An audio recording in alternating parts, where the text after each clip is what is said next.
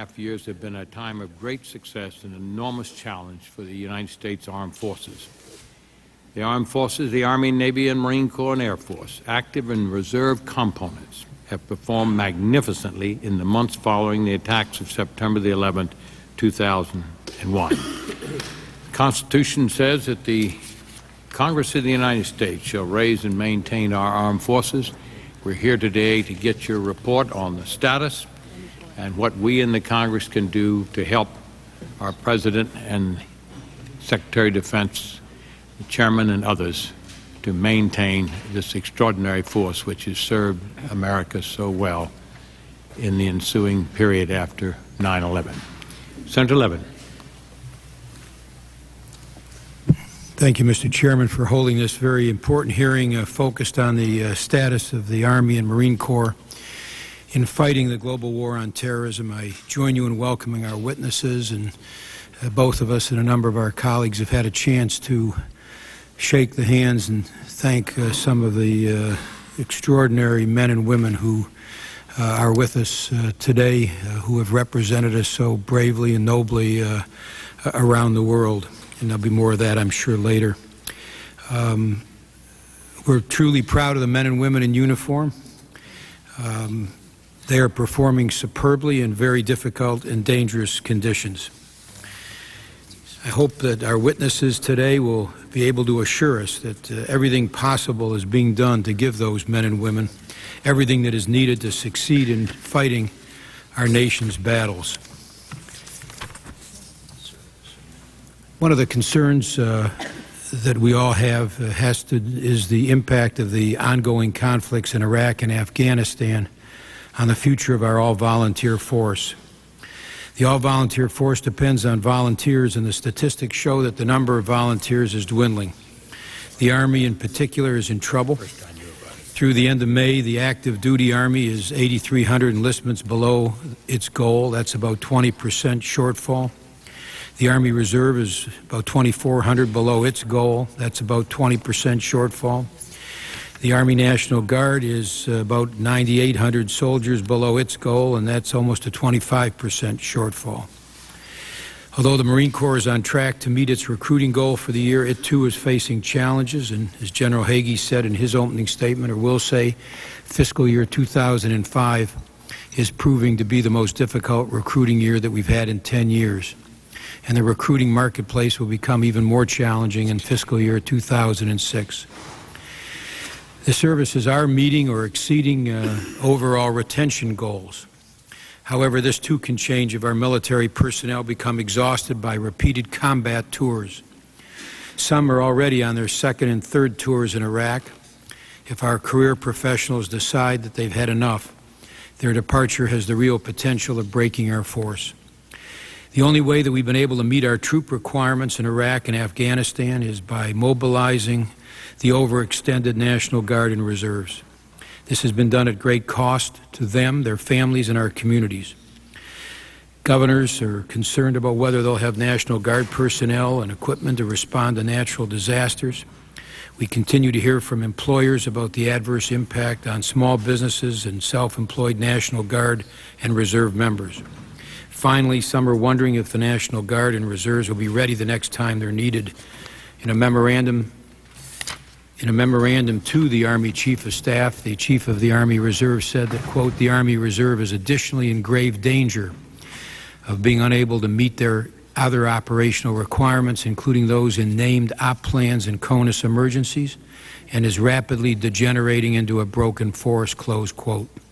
The Chief of the National Guard Bureau recently stated that, quote, my concern is that the National Guard will not be a ready force the next time it is needed, whether here at home or abroad, close quote. Our over-reliance on Guard and Reserve may have severely impacted on them as effective military units. Because we virtually exhausted our supply of ground forces, they will not be readily available if needed for yet another operation. In the assessment of the Joint Chiefs, the Chairman of the Joint Chiefs, in the assessment of the Chairman of the Joint Chiefs, the shortage of ground forces will result in taking longer to succeed in another conflict, such as any possible conflict in North Korea or Iran. Mr. Chairman, The balance of my statement has to do with the equipment issues and some of the other issues involving personnel, and I would ask that the full statement be incorporated in the record at this time. Without objection. I thank the Chair. Secretary Chu, we recognize you, but I believe that the Chief of Staff of the Army has an introduction or two he'd like to make.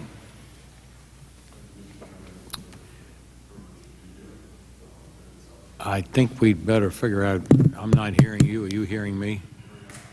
I think so. But I said we recognize you as senior man aboard, but perhaps the Chief of Staff of the Army would like to make some introductions.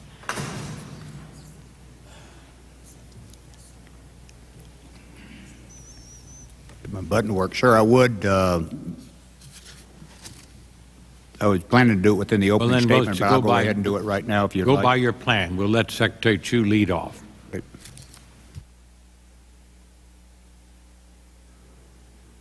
I'm going to ask you to draw up that microphone very closely. Thank you, sir.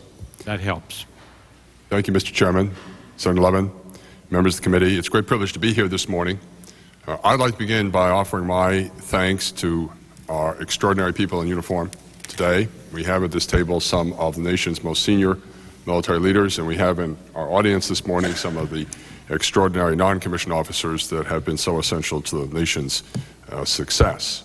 As members of this committee know, it's 32 years ago this summer that President Nixon returned the United States to its underlying tradition, and that is a tradition of a volunteer force. That force has performed magnificently over the last 20 years. We saw that performance in Panama over 15 years ago. We saw it in the first Persian Gulf War. We saw the protection of the Kurds during the 1990s and the enforcement of the no-fly zone in Iraq.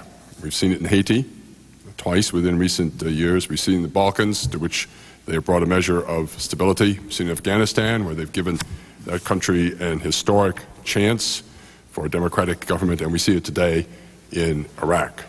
It's a magnificent performance. As I think General Schoomaker and General Hagee would emphasize, however, it's not simply an all-volunteer force, it's also an all-recruited force. And recruiting and retention are a constant challenge for the Department of Defense, no less so at the present moment in history. Our success, in my judgment, in sustaining the volunteer force over the decades is the product of a partnership between the legislative and executive branches. We particularly appreciate the authorities they've given us to achieve that success. We particularly value the bonus authorities that you've provided and that you're considering providing in this year's authorization bill that allow us to address issues on a targeted basis. I have in mind the reserve affiliation bonus that we have requested, the critical skills retention bonus for the reserve forces to parallel that offer the active forces, increase in the ceiling for hardship duty pay to allow us to address the fairness of compensation based upon the burdens being borne by our personnel, the increase that the House has offered in the enlistment bonus to $30,000. So some have talked of higher figures, and its endorsement of a new idea that's been brought forward of a referral reward for those who help bring others to the ranks. There is a second way, in my judgment, that you can assist us, and you have been assisting us, and that is speaking out about the value of military service and the values that young men and women will bring back from military service to their civil communities. Our nation's birthday, as we all know, occurs in just a few days, and I can think of no better occasion on which to celebrate the value of military service than that date. Thank you, sir. Thank you very much. General Myers. Thank you, Mr. Chairman, Senator Levin, and other members of the committee. Thank you particularly for your continued support of our men and women in uniform and this opportunity to discuss the readiness issues that we have in our military. Despite the current operational demands on our forces, we are fully prepared to support our strategy to assure our allies while we dissuade, deter, and if necessary, defeat any adversary. Our forces are the most capable in the world, in large part because of their best trained, the best equipped, and best led. Many are deployed in countries around the world or at sea, providing stability, peacekeeping, humanitarian assistance, and aiding in this struggle against violent extremism. Current requirements for the force are significant and are not likely to decrease in the near term. In Operations Iraqi Freedom and Enduring Freedom, our high-tempo operations have created challenges in several areas, including our force sourcing, mobilization, training and reconstitution, and equipment wear and tear. In the face of continuing demands on our forces, we are analyzing all our policies and are making changes to mitigate challenges to our readiness. Congressional support, both in the annual budget and supplemental funding, are absolutely essential to help address these readiness challenges, and we appreciate very much that support. Our nation's #1 military asset, as always, remains our people. The administration, Congress, and the Department of Defense have made raising our service members' standard of living a top priority. And I thank Congress for your tremendous support to our troops and, importantly, to their families. Our servicemen and women continue to perform superbly. Morale is high under some very challenging conditions. I am tremendously proud of how they are handling these challenges, as I know you are. We anticipate that the rest of fiscal year 05 will be challenging as well for both active and reserve component recruiting, as was said, and are particularly concerned with the active Army, Army Reserve, and the Army National Guard. To mitigate these challenges, we have increased the number of recruiters, enhanced enlistment bonuses, and have modified our recruiting strategy. The transformation efforts also involve measures to address our readiness challenges, and some of these include the rebalancing of our reserve components with the active components to achieve the appropriate mix for the 21st century, the Army's Modular Force Initiative, which involves a total redesign of the operational Army into a larger, more powerful, and flexible force, and the creation of a more efficient global force management process with U.S. Joint Forces Command as a single-source force provider that has a global perspective. I think we've made a lot of progress on our transformational efforts, and we've had some successes. And we've got to continue to invest heavily in transformation, both materially and intellectually, to meet the challenges facing our country today and certainly in the future. As I said a week ago in this very room, our military is unwavering in our focus and our resolve and our dedication to peace and freedom. But we can't do it alone. We need your continued leadership to reinforce Americans' resolve. I do believe our way of life remains at stake in this struggle against violent extremism, and I think we're also entering a crucial stage of this long struggle. The price, as I said last week, for complacency would be catastrophic. The reward, on the other hand, will be freedom. I thank you again, Committee and Mr. Chairman, for your continued support, and we look forward to your questions. Thank you very much, General Myers. Secretary Abel? Thank you, sir. Good morning, sir. Senator Levin, members of the committee. Always a pleasure to be back in the United States Senate. Despite the sort of dour reports that we hear continually about the recruiting efforts of the department, I think there's a great deal of good news in the department's recruiting efforts as well. Our Air Force, Navy, and Marines are ahead of their year-to-date numeric accession goals, and I'm confident that they will meet or exceed their annual goals. Our services continue to meet the department's quality benchmarks for the active force. Recent Gallup polls show that public confidence in our military is high, and our all-volunteer force is not in jeopardy. The Army is facing some challenges, but is focused on the mission, and emerging results for June show some positive trends, and I'm sure General Schumacher will report more on that. I'd like to focus for a minute on something the Chairman said, and that is the thousands of the best non-commissioned officers in our force that are stationed throughout America. They're on duty in recruiting offices from Times Square to the most rural parts of our country. These non-commissioned officers, many of whom are veterans of deployments in support of the global war on terror, are the face of our military services in our local communities. They work 16 or more hours per day, many of them 7 days a week, contacting young men and women who meet the high standards that we demand of those who enlist. These non-commissioned officers face resistance from many of our educators and school administrators. They must calmly and dispassionately discuss the nobility of service, the opportunity and benefits of the military service to concerned parents and coaches and mentors. They face intense pressure to succeed. And because of the type of people they are and their commitment to the values and the ethos of service, some of this pressure is self-generated. Of course, some of it is from folks like us. Mr. Chairman, we have to help these great non-commissioned officers to succeed. They need additional tools. Dr. Chu has mentioned a few bonus authorities, new and innovative ideas that we've asked for in our legislative package. They also need to hear from national and community leaders that military service is a noble undertaking and that we appreciate and respect those who serve. Our youth have a propensity to service. They want to join. Many times a parent or a coach or a school counselor or other trusted adult convinces this young man or woman just to wait a while, to put off their service. We all need to work with our respective recruiters to overcome this impediment. We need to give them better tools. We also need to give them our moral support. Thank you, Mr. Chairman, and I stand by for your questions. Thank you very much, Secretary Abel. General Schumacher. Mr. Chairman, thank you very much. Chairman Warner, Senator Levin, and distinguished members of the committee, it's a pleasure to have the opportunity to appear before you today. And with your permission, I'd like to submit a written statement for the record. Without objection, the statements of all witnesses in there. Total will be put in the record. Thank you, sir. Before I begin my short opening remarks, I'd like to introduce the 5 soldiers to whom we awarded the first Army Combat Action Badges yesterday in the Pentagon. And they're seated here behind me, and they truly represent our whole Army, our total Army, active, guard, and reserve. First of all, directly to my right rear is Sergeant April Pashley, who is from the U.S. Army Reserves. She is a civil affairs team sergeant that had served in Iraq with the 173rd Airborne Brigade in northern Iraq in the early phases of the war. Next to her is Sergeant Manuel Montano, a military police team leader, originally from Colorado. Sergeant Timothy Gustafson, a forward observer, originally from Kansas. Sergeant Michael Buyas, a striker crewman, originally from Washington. And Sergeant Sean Steens, a motor transport operator, originally from Alabama.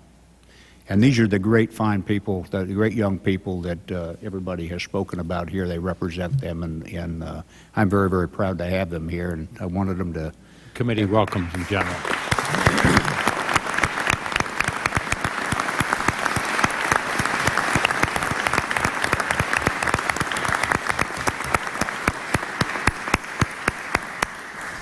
I draw your attention to the fact that minute to describe the evolution of this important designation. It originated with the Army, approved by the Secretary of Defense, and I noticed that you proudly wear the Combat Infantryman's Badge. And can you distinguish how those two awards differ? Sure, I'd be glad to. The Combat Infantryman's Badge is awarded to infantry and special forces. And the badge originated in 1942 in World War II for those that participate routinely in direct ground combat. We designed and authorized this badge this year to recognize the fact that the battlefield has changed and that all soldiers are warriors, and that those that perform satisfactorily under fire in accordance with the rules of engagement, regardless of MOS or regardless of unit of assignment, gender, or whatever, we recognize their satisfactory service under fire with this badge. It's very similar to the Marines Combat Action Ribbon, if that helps. But these 5 soldiers are the very first, and so all across the Army today, those soldiers, this is retroactive, by the way, to 18 September of 2001, when the President signed the executive order on the global war on terrorism. So, but if I can pick up on that, I think it is an important recognition that the battlefield today is 360 degrees. And that was one of the motives, I presume, and a very important one, is that recognition. Sir, that's correct. And you will notice, if you examine closely, that 4 out of 5 of these soldiers have all been wounded in combat action. We have the greatest respect for these gentlemen and gentlewomen that have joined us here today. Thank you very much. Thank you, sir. Earlier this month, has been noted, the Gallup organization reported that the American people's confidence in the armed forces is at the top of all institutions in our society, and that continues to be the trend. This is due, no doubt, to the service of soldiers like these that are with us. We are all humbled by the faith that the American people have placed in us, and we realize that we cannot take this faith for granted. that we must communicate with them honestly and effectively. Therefore, I appreciate the opportunity to be able to tell the story of the United States Army before the American people through forums like this today. America remains a nation at war, and this is a war unlike any other in our history, and one we will be fighting for the foreseeable future. While this is not just the Army's war, we acutely feel its burdens. Our Army exists to serve the American people, to protect enduring national interest, and to fulfill our national military requirements. Our Army has honorably served the nation for over 230 years, and as you know, we celebrated our birthday on the 14th of this month. We continue to do so now in Iraq, Afghanistan, and other parts of the globe, deterring aggression and securing our homeland. We are doing all of this and transforming at the same time to meet tomorrow's challenges. Of course, while the forms of war may vary, there are certain constants, and soldiers have been and will remain the centerpiece of America's Army. The soldiers who are fighting in Iraq and Afghanistan reflect the very best of what America has to offer. They are motivated by an unwavering belief that they are serving for what is good, right, and just, and that they will be victorious. Today's soldiers epitomize the principle of selfless service. Like those in generations past who have worn the uniform and borne arms of the nation's defense, today's soldiers understand that our Constitution and liberties it guarantees are worth fighting for. In fact, by raising their right hand and taking the oath of military service with its obligations and risks, today's soldiers have proudly answered the call to duty that pierces the air once again, and I'm humbled by their service and sacrifices. As we lead, train, and resource our soldiers, we must not lose sight of the fact that the Army's character is defined by those like the sergeants that are with me today here before you. They have demonstrated daily their commitment to live by the ideals contained in the warrior ethos in our Army values. And of course, these values reflect our nation's values. While there is much good news, there are some areas of concern, and I know that's why we're here today. It is critical to recognize and acknowledge the war-induced strain felt by our institution and the soldiers and their families who are bearing the burden of this global war. I know your questions and our answers will address both our accomplishments and challenges. It is important to remember, however, that the challenges and opportunities are not simply the Army's to face. They are America's challenges, and we will not succeed without congressional support and the support of the American people. Our nation is asking much of its Army, and I remain confident that we will continue to do our part as we achieve the critical mission we face together. In closing, I would like to thank this committee for the opportunity to appear for you and for your continued support, which has been tremendous for the men and women in uniform today. I look forward to answering your questions. Thank you very much. Thank you very much, General. General Hagee. Mr. Chairman, Senator Levin, distinguished members of the committee, it's my privilege to provide an update on the state of readiness of your Marine Corps. Your Marines and their equipment continue to perform extremely well, not only in Iraq and Afghanistan, but literally around the world. They continue to succeed because of the dedication and commitment of the individual Marine and his or her family.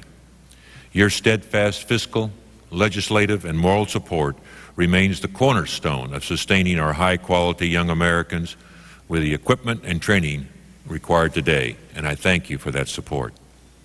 On the subject of manning, I can report that the Marine Corps continues to experience a high rate of retention in our regular, reserve, officer, and enlisted corps. The Center for Naval Analysis recently reported that we are retaining higher quality first-termers this year than we did last year. It also reports that we are retaining a higher percentage of first-term Marines with families. These are indicators that Marines believe they are accomplishing an important mission, that they are well-trained, equipped, led, and that they have the support of the American people. Additionally, our non-EAS attrition, those Marines who leave active duty before the end of their current contracts, is at an all-time low and continues to decline. As both the Secretary and General Schoolmaker said, recruiting continues to be a challenge this year. However, thanks to significant efforts by our recruiters, we are slightly ahead of our fiscal year 05 shipping goals. number of recruits that we send to boot camp. I am confident that we will either meet or exceed that final goal by the 30th of September. The quality of individuals that we are shipping to the recruit depots remains very high. I know many of you have visited our forward deployed Marines and know from firsthand observation the professionalism, selflessness, and fortitude with which they carry out their tasks. You have also seen the wear and tear on our equipment as a result of ongoing operation. I remain in constant dialogue with our forward commanders, and although they are looking for improved technologies in some areas, they tell me that they possess the equipment they need to execute their assigned tasks. However, because of the harsh environment and high operational tempo, we are stressing and wearing out our equipment at a very high rate. Based on the request of the forward deployed commanders, we have provided them with equipment in several areas above their normal authorization. This equipment has come from some of our pre-position supplies and CONUS-based units. We have started to replace this equipment, but that effort will take time and continuing resources. We need your help to ensure we have sufficient funding to aggressively replace and reconstitute our equipment. We have provided to the committee information necessary to identify our requirements and the planned way ahead to reconstitute the force. We are going against an adaptive thinking enemy, and as the threat of improvised explosive devices has evolved, we have worked aggressively to adapt our armoring program. Our Marine Armor Kit, a bolt-on kit for the A-2 Humvee, is at full production and ahead of schedule. The commander on the ground has recently increased his requirement for up-armored Humvees, the M1114s, and we are pursuing the redistribution of assets in theater, an operational commander's call, and new procurement. I thank you for your vital assistance in the FY05 supplemental, and we are executing the upkeep of the force as fast as we can obligate the funding provided. We greatly appreciate the FY06 bridge supplemental, which will ensure we maintain a continuous funding stream as we reset your Marine Corps. In conclusion, let me emphasize that your Marines remain fully dedicated to the idea of service to this great nation. They know they are well equipped, well led, well trained, part of a great team, and have the solid backing of the Congress and the American people. We fully understand that our greatest contribution is our high level of readiness to respond across the spectrum of conflict. Marines and their families greatly appreciate your continued support. I look forward to your questions, sir. Thank you, General, and I thank all witnesses for their opening comments. We'll start a 6-minute round of questioning. I'm going to ask of our uniform people each the same question, and I'll ask General Myers to lead off in response to my question. I think all of us have in our minds what is at the root cause of the fall off in recruitment. You pointed out, General Hagee, that it was a challenge, and Chief Staff of the Army, I think, was a little more specific. Secretaries Chu and Abel addressed it, but I'd like to hear and have on our record exactly what the uniformed people believe is the cause for the difficulty today that we're encountering primarily in recruiting and secondarily in other areas where there is a problem with retention. General Myers, would you lead off and just articulate? You bet. I'll be pleased to do that, Chairman.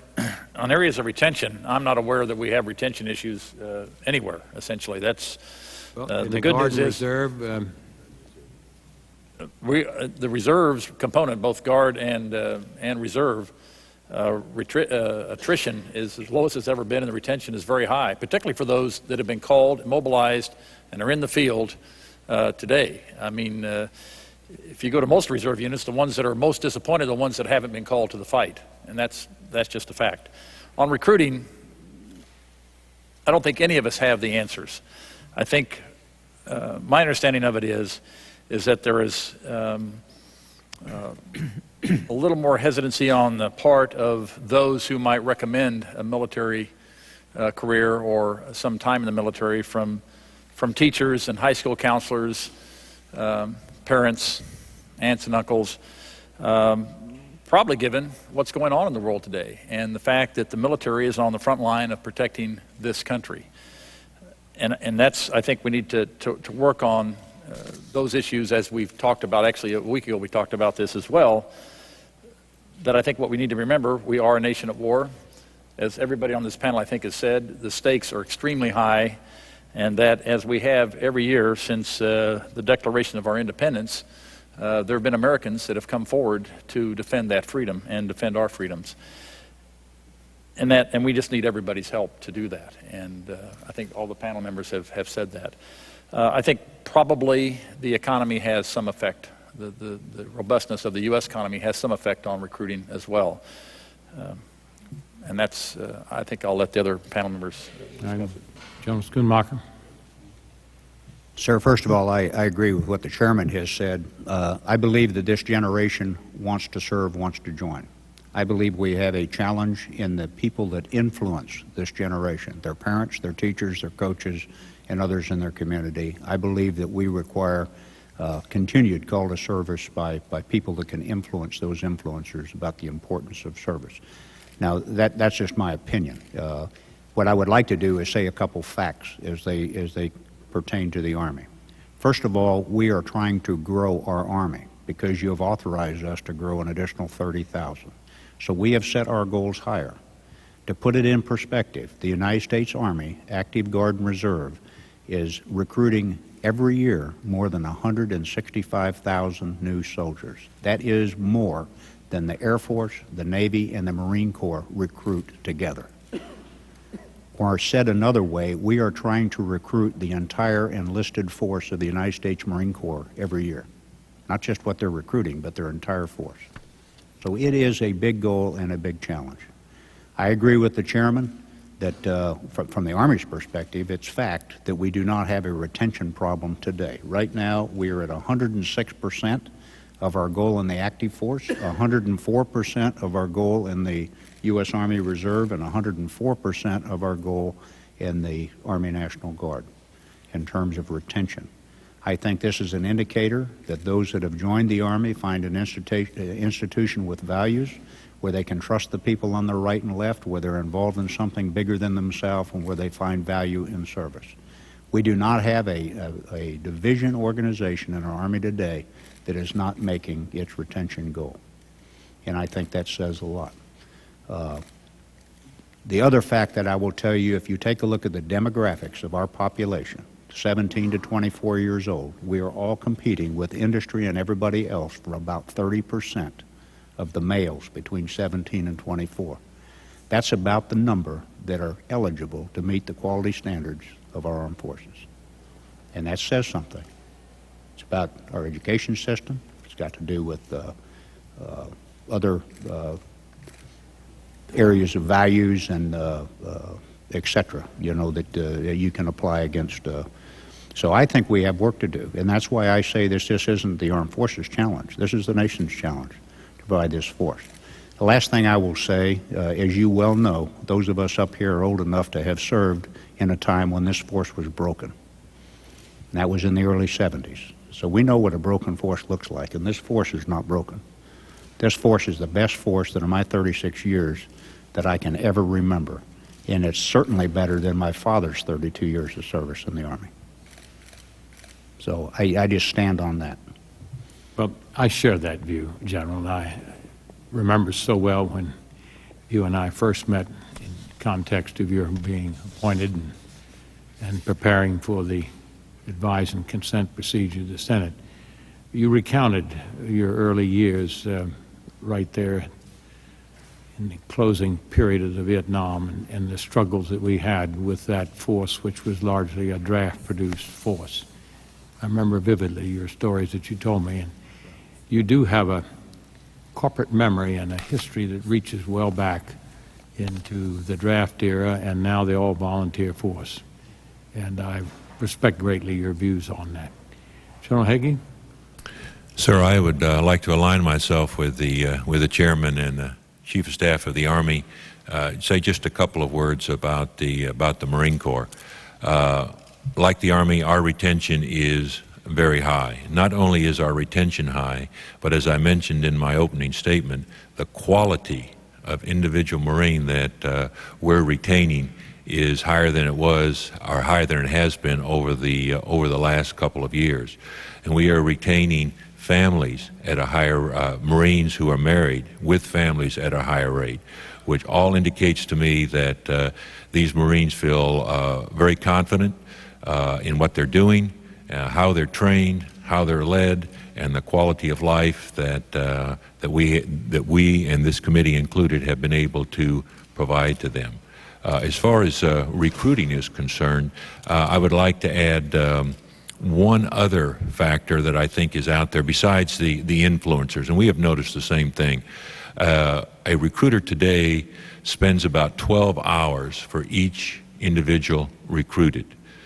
Before 9/11, they were spending about 4 hours for each individual recruited, and that's primarily talking with the influencers today.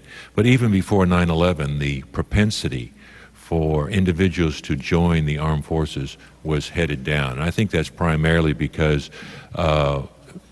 parents, even grandparents today, are not that familiar with the armed forces. So in many cases, young Americans don't even consider joining the armed services. So it's really up to us, all of us, to talk about the ideal of service and the necessity in order to join the armed forces. Thank you, Sir. General. I want to quickly get in. Yes, General Myers, you wish Just to make one additional point? quick anecdote. We talk about recruiting, and we're primarily talking, of course, about enlisted recruiting. I think are what we normally have our statistics for. I had the privilege of being at West Point for their graduation ceremony this year, and like all academies, the classes that graduated this year are the 9/11 classes. They came in before 9/11. It happened a few months after they arrived, and then this nation went to war, and they've been at school while we're at war, and reminded from time to time that some of their classmates have been wounded or lost their lives in this conflict. Yet they stayed and they graduated. And as you shake their hands as they come across the stage, 911 of them at West Point this year. What great men and women. And if just to tag on to General Schoolmaker's remarks, you know, if you want to join an organization that is well led by those people we saw walk across that stage at West Point, and the same thing happened in Annapolis, and the same thing happened in Colorado Springs, this is a well-led organization. When I say well-led, I'm talking about people who actually do the leading in the field. It's well-led. They're motivated. There is not a better profession or more respected profession or more noble cause.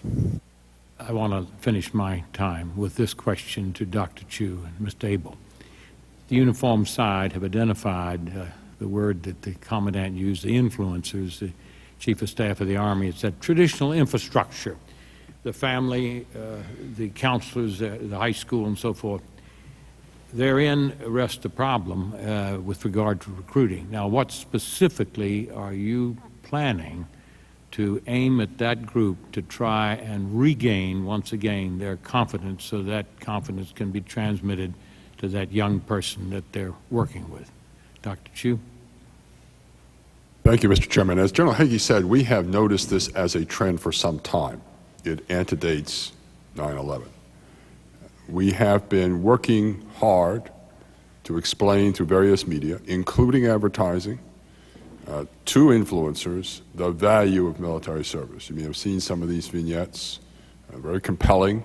They show parents, coaches, teachers, case histories, life stories of individuals who have chosen a period of military service, whether that's brief, whether that's active or reserve, and their later civil careers, and how those civil careers have benefited from the period of military service. We think this is a very important message to give to the parents and the teachers and advisors of America.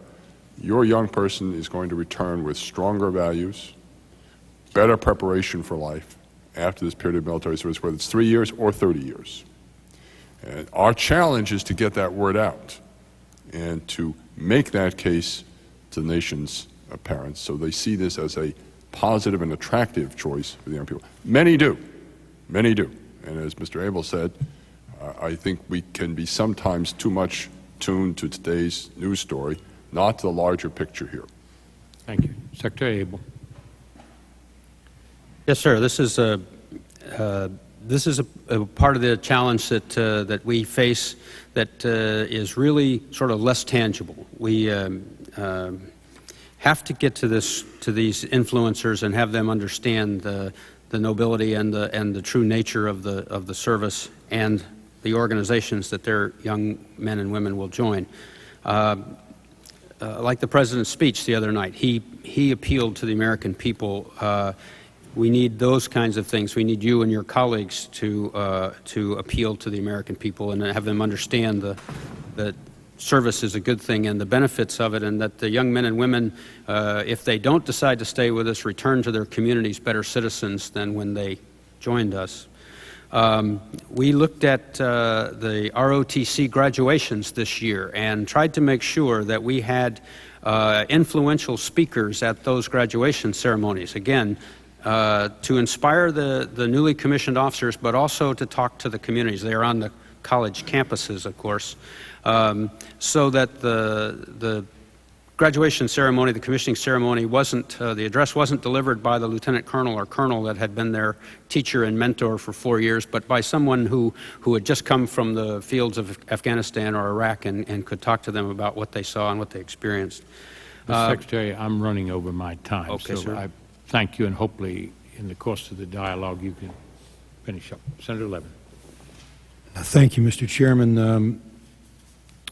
General Schoonmaker, in your testimony, you indicated that one of the causes for the recruiting shortfalls that we have in the Army, despite extraordinary efforts, has been, I think in your words, the war-induced strain on our families and on our troops. Can you expand on that? Well, I was trying to recognize two things. First of all, the fact that there is a strain because of the extraordinary pressures as a result of war, because war is a traumatic experience for not only those that are on the battlefield, but it's also a traumatic experience for the families that are left behind, with the stresses and strains and worries and anxieties that exist, and with the absence of that family member from normal life, from the children that are going to school, from the spouse that is left behind to deal with all of the pressures that exist. My family's experienced it many times, and I've experienced it as a child with my father in World War II, Korea, and Vietnam. My senior year in high school with my father in Vietnam. This is a reality of military service, which, by the way, there are other professions that also have these kinds of separations, but they don't have the pressures and the unknown and the dangers that exist when we're at war. So that's primarily what I was talking about. I also was saying, though, that the Army isn't the only one bearing this burden. We have other services that are bearing the burden. We have other aspects of government and civil society that are bearing the burdens of this war.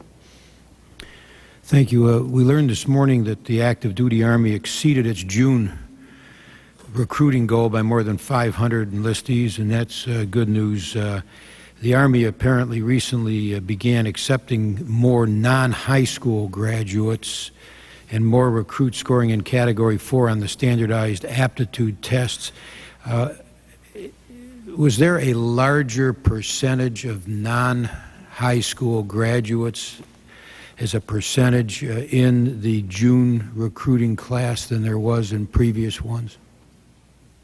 Sir, I don't know, and I'll have to give you the specific answer for the record, but I would like to make clear that the Department of Defense standards for recruiting is that less than 4% can be in the lowest acceptable aptitude category.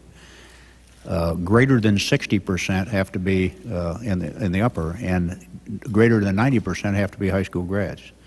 We are far exceeding our standard right now. I mean, our attainment right now is greater than 73% against that 60% goal. But We there are was a great- change, was there not, in terms of a larger percentage within that range of non-high school graduates being accepted?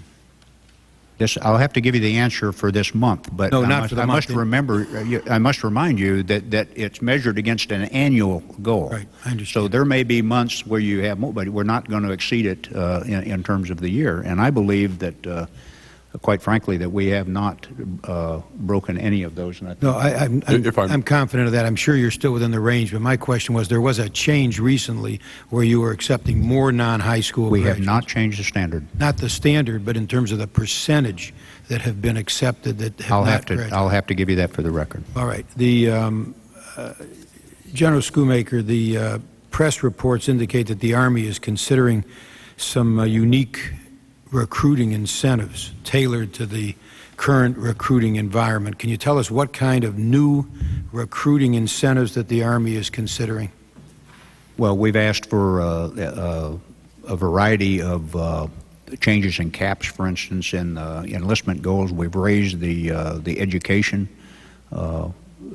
dollars limits. We've targeted retention goals. We have some ideas in terms of home mortgage incentives for people, education incentives, and David, I'll have to defer to you. Well, just briefly, if you would, do some of these proposals require legislative authorization?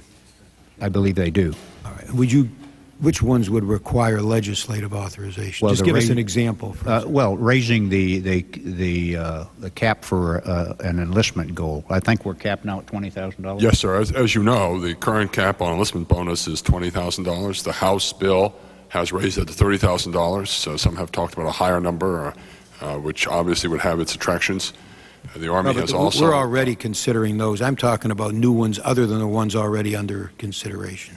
Well, the Secretary of the Army has proposed that right now is resting for consideration at the Department of Defense on a home mortgage incentive, as an example. We've increased the Army and the Marines' end strength, and is it likely that we're going to be able to meet those end strengths that we've authorized? The new end strengths, is it likely? I look to both of you, General Schoolmaker first. The Army's new authorized end strength is 512,000. We've approved an increase to 522,000. Is it likely we'll be able to meet that given recruiting challenges?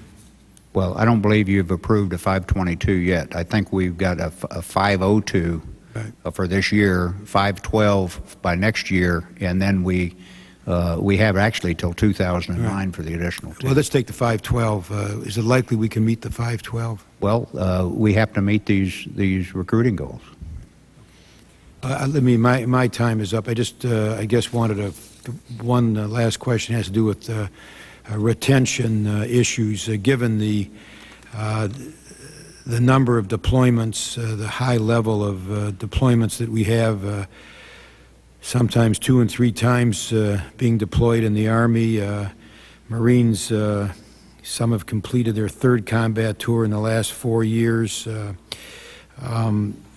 Both Army and Marines, can we sustain the current op tempo and still not have a problem in terms of re-enlistments? Just kind of a quick answer. In your judgment, does that threaten our good re-enlistment numbers? The quick answer is, from the Army's perspective, we've had one unit that we've turned around quickly with just less than a year to return to Iraq. So, the best of my knowledge, we do not have one flag, and I'm talking about a unit now, that we've turned around for a 3rd time. We now have 2 units for sure that we've turned around for their 2nd tour, 3rd Infantry Division, 3rd ACR. We have some, like the 82nd, in small portions that we've used for short periods of time, in and out, during the election, for instance. Do you see any challenge to re-enlistments based on this high level of deployment? Do you view that as a challenge? Of course, over time, that could be an increased challenge, but that's why we came to you and why our transformation is so important, to increase the number of deployable units, because that is what increases the dwell time. We now are averaging almost 20 months dwell. Gotcha. That's only 4 months short of our goal of 2 years dwell between deployments. Okay, thank you. General Hagee, do you have a quick answer? In the near term, no, sir. In the midterm, we could, and that's why we're working so aggressively to bring that turnaround time down. Thank you all. Senator McCain. Thank you, Mr. Chairman, and thank the witnesses, and I share their view wholeheartedly about the outstanding quality and patriotism and work that the men and women in our military are performing and the pride that we all feel in them. Just as an aside, General Myers, you brought up these wonderful young men and women who just graduated from West Point in 2008. Did you also know that applicants, the class of 2005, do you know that applicants for the service academies is down to all 3 service academies rather significantly? If I could address that, Senator. I asked General Myers, since he brought up the subject of West Point. The only one I knew about was the comment I got from the superintendent of West Point, and I thought he said that the applications remain very, very strong, higher than the year before is what I had. Might check into it. The applications are down. Right. I'm sure that many of you, particularly General Hagee and General Shoemaker, know General McCaffrey, who just returned from an extended trip to Iraq, where he received logistics and other assistance from DOD. I was very gratified by his overall assessment of the progress of the war, and comforted to some degree because he and others I've talked to have said, as he said, I believe that President Bush showed great political and moral courage knocking down the sanctuaries of both Afghanistan and Iraq. Now we have the right forces in Iraq, superb leadership, growing traction of the ISF, a developing Iraqi-led political strategy, and an Iraqi economy that is struggling off its knees. I think that's all very good news. He also says, we're also in a race against time. The U.S. Army and Marines are too undermanned and under-resourced to sustain this security policy beyond next fall. They are starting to unravel. Congress is in denial and must act. In addition, the American people are losing faith in the statements of our Defense Department leadership. Support for the war is plummeting, along with active duty and National Guard recruiting.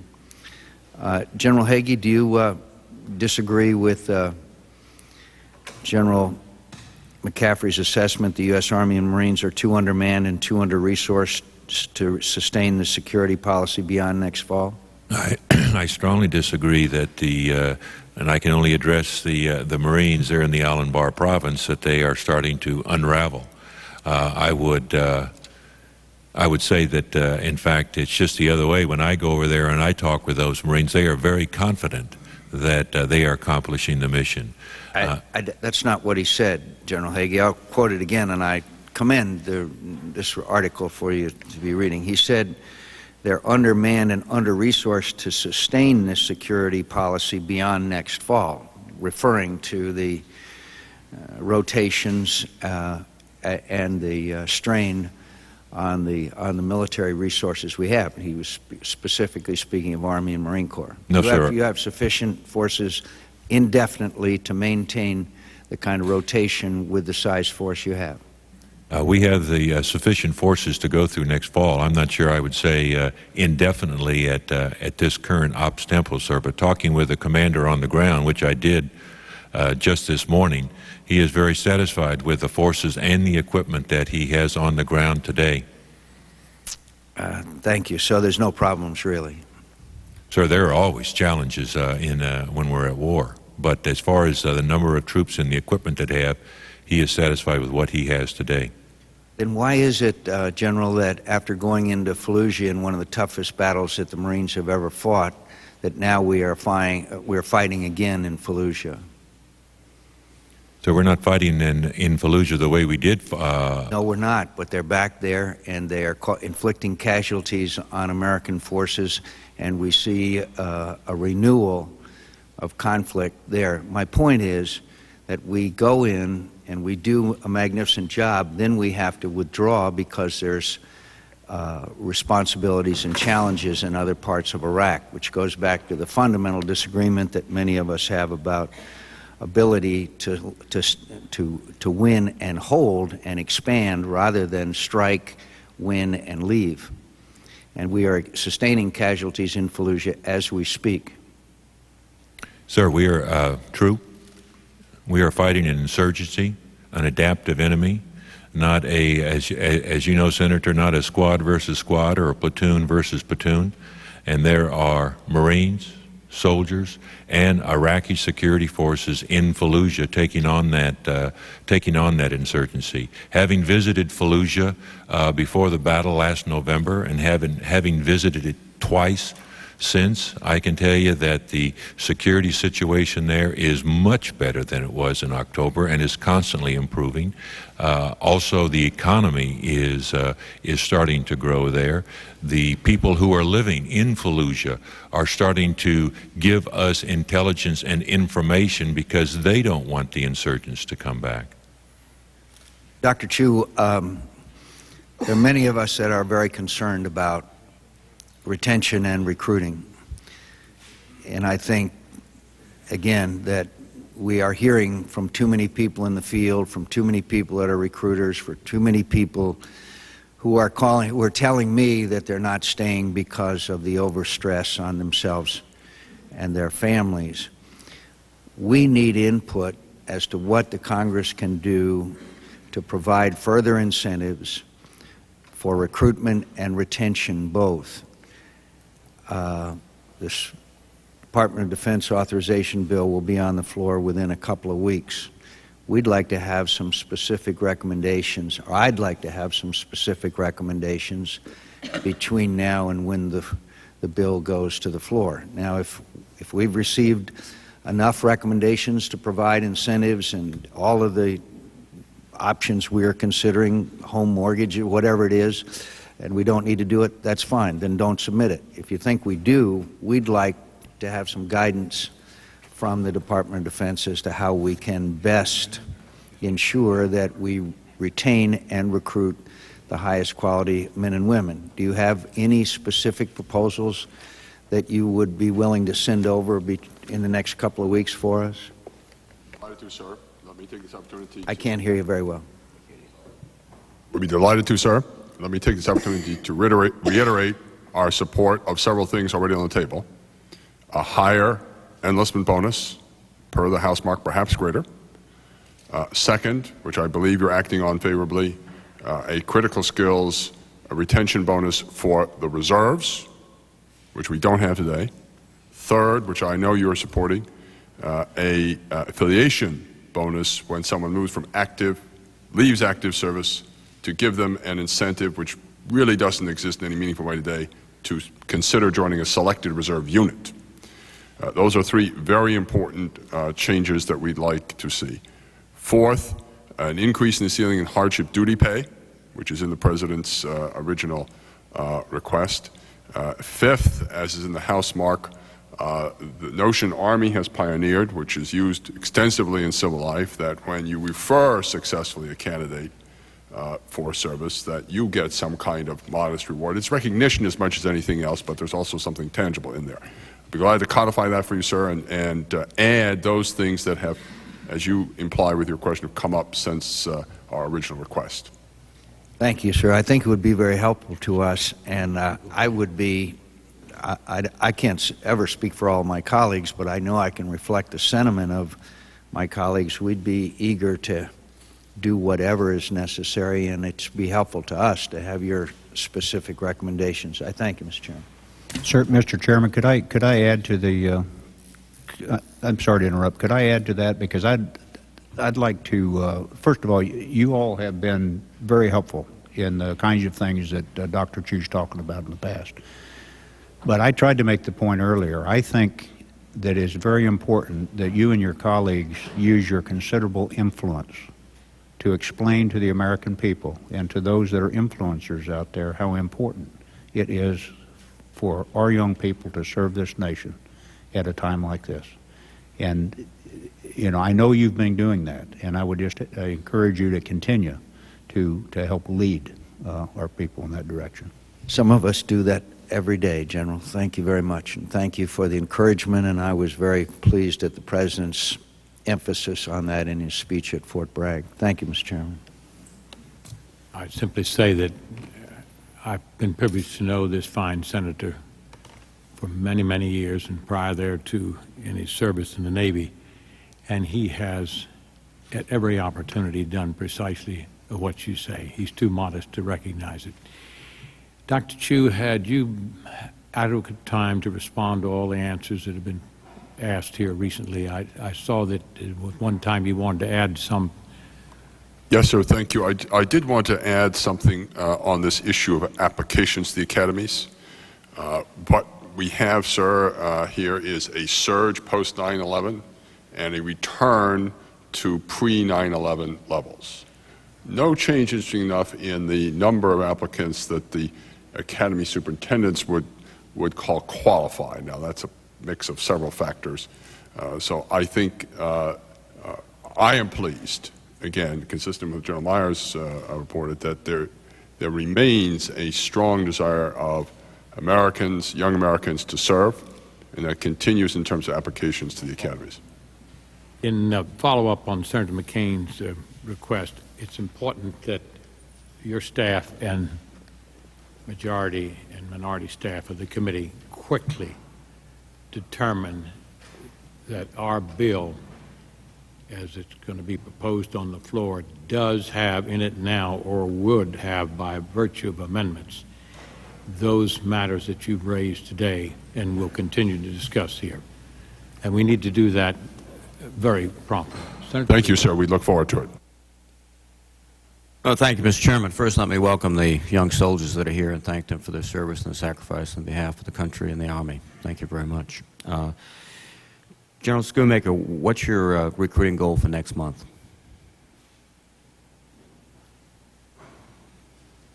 Can I give it to you for the record? I don't know it off the top of my head. Fine, sir.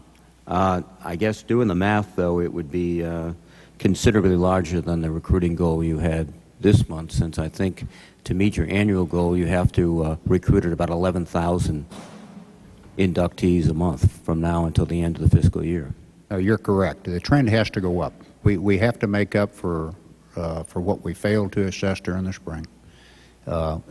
First of all, I think you know that this is seasonal, and that the spring time frame has always been difficult. And we did not meet the goals that we set in the spring, even though those goals were set lower than they would during the summer period. So we will have to elevate our goals, and that's why I'm not quite sure exactly what the... Let's take a moment, Senator. I think it's important. That answer must be here in the room. Have you got it now to this first question? Well, the June goal was 7,450 active duty. What will be the July goal? What will the July goal be? I'm sorry, this is the July goal, 7,450. Well, my rough math is even if you recruit 7,000 soldiers, you'll still be short, since, and I might be wrong, is that you need to recruit about 11,000 soldiers a month for the next 3 months until the end of the fiscal year. Is that? We have to, well, this is active. Yeah. We have July, August, and September left in the year. Let me ask it another way. How many soldiers do you need to recruit before the end of this year to meet your yearly goal? Let me give the specific numbers to you for the record. No, I appreciate this, sir, because we're at about 84% of our goal right now. Right. Our goal is. But let me echo the chairman's, I think, instruction, which is that if we could get those numbers today or tomorrow, it'd be very useful. I'll give them to you before the end of the hearing. Thank you very much, sir. Thank you. Let me ask you another question, General Schoonmaker. So I'm accurate. How many brigades do you have in Iraq today, active and reserve component? Total of 17 brigades, 2 of which are Marine Corps. The remainder are Army. I'll just concentrate on the Army. You have 17. You have 15 Army brigades. That's correct. 7 of which are National Guard. Right. 15 brigades. Mm-hmm. How many brigades have you designated for the next rotation? Another Well, we're planning the same number. 15. And that leaves how many brigades in your force, both Reserve and National Guard?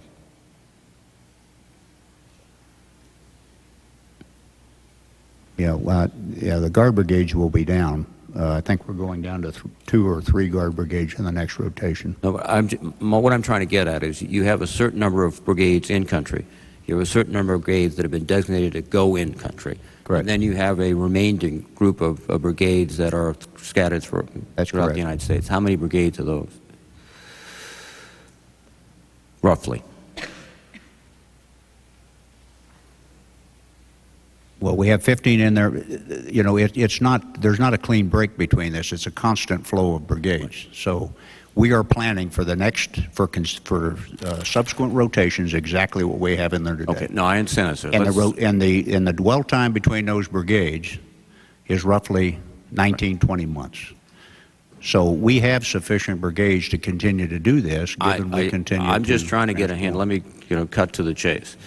Of those brigades that are not in Iraq, that are not scheduled to go to Iraq and training up for it, the remaining brigades, are they all, what is their readiness status in personnel, equipment, and training? Well, I'll have to give that to you for the record, because it's very complex and it's different, but and especially since we are transforming and changing the brigades that we have brought out into the Army Modular Force. But I understand that modularization is going on, but there's repeated reports that units that are here not getting ready to go to Iraq are short personnel, significantly short of equipment, and because of the shortage of equipment are not training as effectively as they could because they don't have the equipment. And as a result, their readiness status is something below what we've seen over the last, certainly I think before in some this cases operation. that's a true statement. I think that the units that we are breaking apart and resetting are not ready. And we knew that, and we planned for that, and that's exactly what we're doing. Others are more ready. And what percentage of this residual force constitutes those unready brigades? I'm trying to get a feel for what our strategic reserve is, really. Well, I'll have to give you the detail for the record, and I think it'd also be better if we didn't do it in open session. Well, I understand that, but I think one of the problems we face is that we have people come up and say there's no real problems, and then when we try to press for the real numbers and the real readiness status, we do run into issues. I don't think anybody's telling you there are no real problems. I mean, I'm certainly not telling you there's no real problems. I think we've got enormous challenges. We are transforming an Army in the middle of a fight, a sustained fight. My belief is we're doing it quite well. My belief is we're building an Army for the future that is the kind of Army we're going to need for the future. And I don't know how to get from here to there without going through the ugliness that's required to make the transformation. Well, I think you're right in terms of the transformation, but I think we have to get a sense of the readiness of the forces overall. The readiness of the reserve forces, because frankly, all of us have been told or have read where, particularly with the reserve component, that these forces are breaking down because they don't have equipment, they don't have all their personnel, and the training is being affected. And I know this is a transformation process, but I think we have to have that sense. And well, Senator Reid, I mean, we will come and lay out everything that, and I know you know that we have done this. I mean, in all fairness, we've been in constant dialogue, not only with members of this committee, but with both houses, anytime that we've been asked to lay out everything that we need to lay out, and we'll be glad to do it again. It is a moving shot group. You are right, there's a considerable amount of ugliness in here. We understood that, we planned it, and we have to do it. But I might remind you that we started this with the force that we came through the 90s with. We started with a force that already had a considerable amount of hollowness in it. We started with a force that had less than 500 up-armored Humvees in it in the entire United States Army before this whole thing started. We're now at over 38,000 up-armored vehicles, as an example. We started with a force that was short body armor. And if we had gone on the programmatic schedule that was there, it would have taken us 49 years to equip the Army with body armor. We were short crew-served weapons, night vision goggles, almost everything as you can imagine. And it's got everything to do with drawing down a force and taking a multi-billion-dollar, almost $100 billion procurement holiday in the decade of the 90s. So we're not only digging our way out of a hole from that, but we're also transforming a force to a force that's 30% larger and about 60% more ready. And Well, doesn't something have to do with our operations in Iraq? I mean, frankly, the Army went into Iraq with a lot of up-armored Humvees, and for months there was a... It went into Iraq with less than 500. That's right. And if we were not in Iraq, we'd probably have less than 500 up-armored Humvees, because the need would not have arisen. Well, if your point is that the war has helped us transform more rapidly, you're correct, because the Congress has provided us resources we didn't have before to transform. Well, I think my point, General, is that you have suggested that you inherited an Army that was in very bad shape, and you're trying to get it better. One of the major reasons why you have to acquire new up-armored Humvees, body armor, is because we've actively engaged in combat in Iraq. And frankly, the first impression of the Army was that this Humvee problem wasn't a big problem. I'll tell you that. We had an Army, and I'd like to restate what you just said. I inherited an Army that was designed to do something different than we're doing today. It was designed for the Cold War kind of conflict. It was designed to be filled out once the, we took risk because everybody thought there was going to be You used this, the term a hollow Army before you took charge. Well, it was certainly more hollow than it is today. General, you're switching from a hollow Army to a Cold War Army to everything else. What I asked simply was to tell me how ready your Army is for contingencies other than our Army is much readier than it was. There is considerable turbulence in it because we are transforming it, but I'll tell you, we have a combat experienced Army, and we have an Army that is rapidly every day becoming more capable to do what we're going to have to do for the 21st century. And I know no way to pole vault over all of this that we have to do to get there. Well, General, I look forward to your specifics about the readiness of the forces that you have. Thank you, Mr. Chairman. Thank you, Senator. Mr. Chairman, just to answer Yes. Senator Reid, one part of that question, which is on the readiness, Title 10 requires the chairman to submit a strategic risk assessment every year, and that was submitted, I think, in April to the Congress. I might be off on the month, but it was submitted. It contains a lot of that information, and I assume you've read that. And, it's classified, of course. It was a product of the Joint Chiefs of Staff. It's the chairman's assessment. Of course, you rely on the service chiefs for their input, and the combatant commands, for that matter. So that goes a long way to explaining what we can do, and it's the backdrop and the foundation for the statements I make about our readiness to take on other challenges. If you want to break it down by service in more detail, you'd have to go to the Army to do that. Well, Mr. Chairman, if I may, I understand from the public reports of your report that for the first time, and you've issued the reports over the last several years, you've indicated some concern about our ability to respond in a timely fashion. And if that's correct, then how do you square it with General Schoonmaker's remarks that the forces are better now than they were several years ago? Let me say, Senator, it's an important question, and I would like to have the Chief respond to it on the record. We have quite a few members waiting for their question period. So thank you for the echo chamber, but anyway, Senator Inhofe, we're doing the best we can here to operate a hearing. I'll do that, Mr. Chairman. Thank you, Mr. Chairman. Following General Schoonmaker, along this transformation thing, we've been living through this. I think when Senator Akaka and I started the Army Caucus, that was our main thrust, the thing that we talked about, and you and I have talked about it, and General Shinseki, that goes back to two of your predecessors, and the Army is trying to modularize, modernize, recapitalize, reorganize, and all of this. At the same time, we're in the middle of prosecuting a war. And I've got a concern that as we focus on our current force, we lose focus on the future. The Army's already canceled over 29 systems in the last 4 or 5 years, leaving them with only one major system for the future, the FCS. And we're all very excited about the FCS. We want to see it coming. We know it's lighter, faster. We know it meets the needs as we think they're going to be needed in the future. But what's your level of confidence right now in the Army's ability to deliver the FCS and the set of manned ground vehicles on schedule and to be put us in the Army in a position to be able to handle these contingencies as they come up? Senator, you're exactly right. This is our future. The Future Combat System, the Army, is not just one system. It's a system of systems, as you know, and it's very complex and technologically advanced. I have a high degree of confidence that if we can stay on the current plan, that we'll be able to bring FCS in as we need to. But I am concerned that there is language in the there may be language in the authorization bill that would move our manned ground systems and other things back into S&T. If that occurs, we will not be able to afford FCS, nor will we be able to complete it. And because we are modernizing our force and transforming it with the spin-outs from FCS into the current force.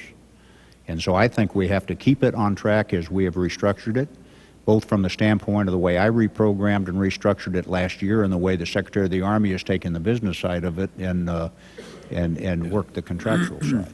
If we can do that, I've got a high degree of confidence. Well, those comments will come in handy as we go through our reauthorization process, because I agree. I agree. We have to stay on schedule. I mean, we would never have guessed 10 years ago what our needs would be today, but we have a pretty good idea where we're going, and I think there's a general agreement, but I worry that we're going to slide on this thing, and so I appreciate your comments. And let me, while we're talking, compliment you on your courage to admit that we started off with a real serious problem after the 90s. There are two problems in the 90s. One was the deterioration in the military. The other was what happened during to our modernization program. And I remember when General Jumper back in 1998 stood up and said, now the prospective enemies have a better strike vehicle than our F-15 or F-16, talking about the Su-30s that were being sold at that time to China and other countries. And so I'm glad that you are stating that this came along at a time when there was hollowness in the force. We know that. We know it's true. Nobody says it, so I compliment you on saying it. Now let me get into something else. Admiral Tom Hall was from Oklahoma, and he's now kind of running the Guard and Reserve. He was in my office this week, and we talked about how things have changed. He said, and these are his quote now, he said, "You recruit a soldier and you retain a family."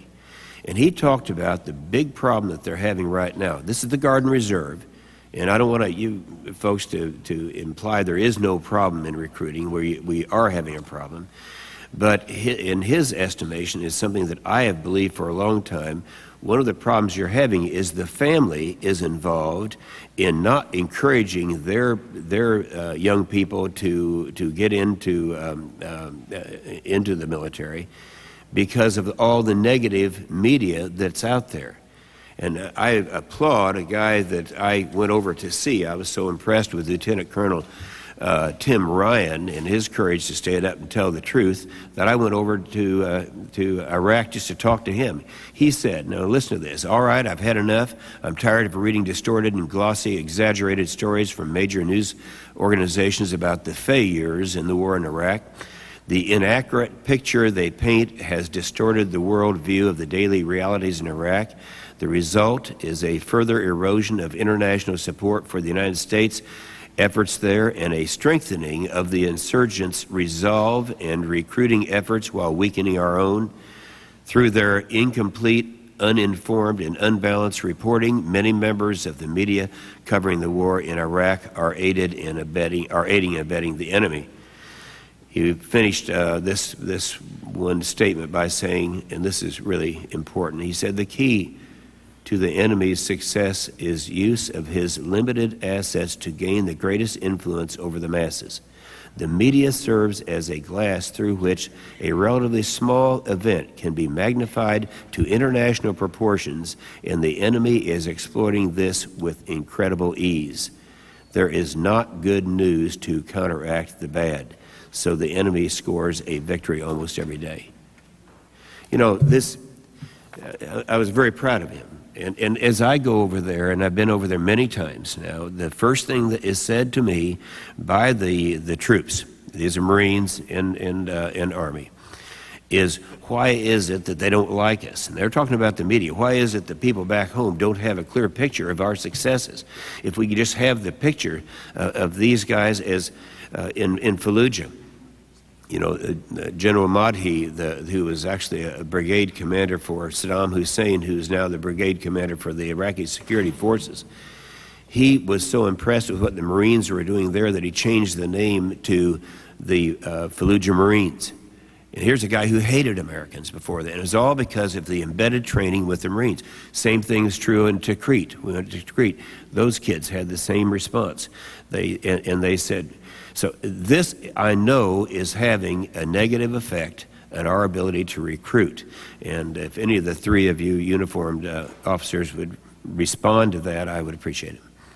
Well, I will respond first because I personally second what Colonel Ryan's saying, and I think that those views are broadly held across our Army. And it is routinely stated by those that come home, on leave or otherwise, that they can't believe the difference in what they know is going on over there and what people here are being told. Thank you. I align myself with the Chief Staff of the Army on that, sir. Absolutely correct. All right. Thank you very much, General. And Senator Inhofe, Yes, General. I think, of course, I align myself with the two service chiefs.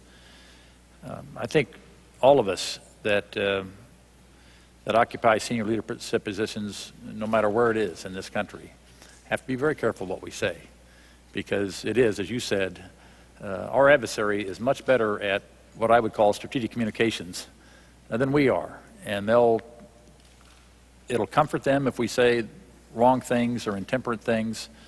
It certainly confuses our troops, and you hear it all the time.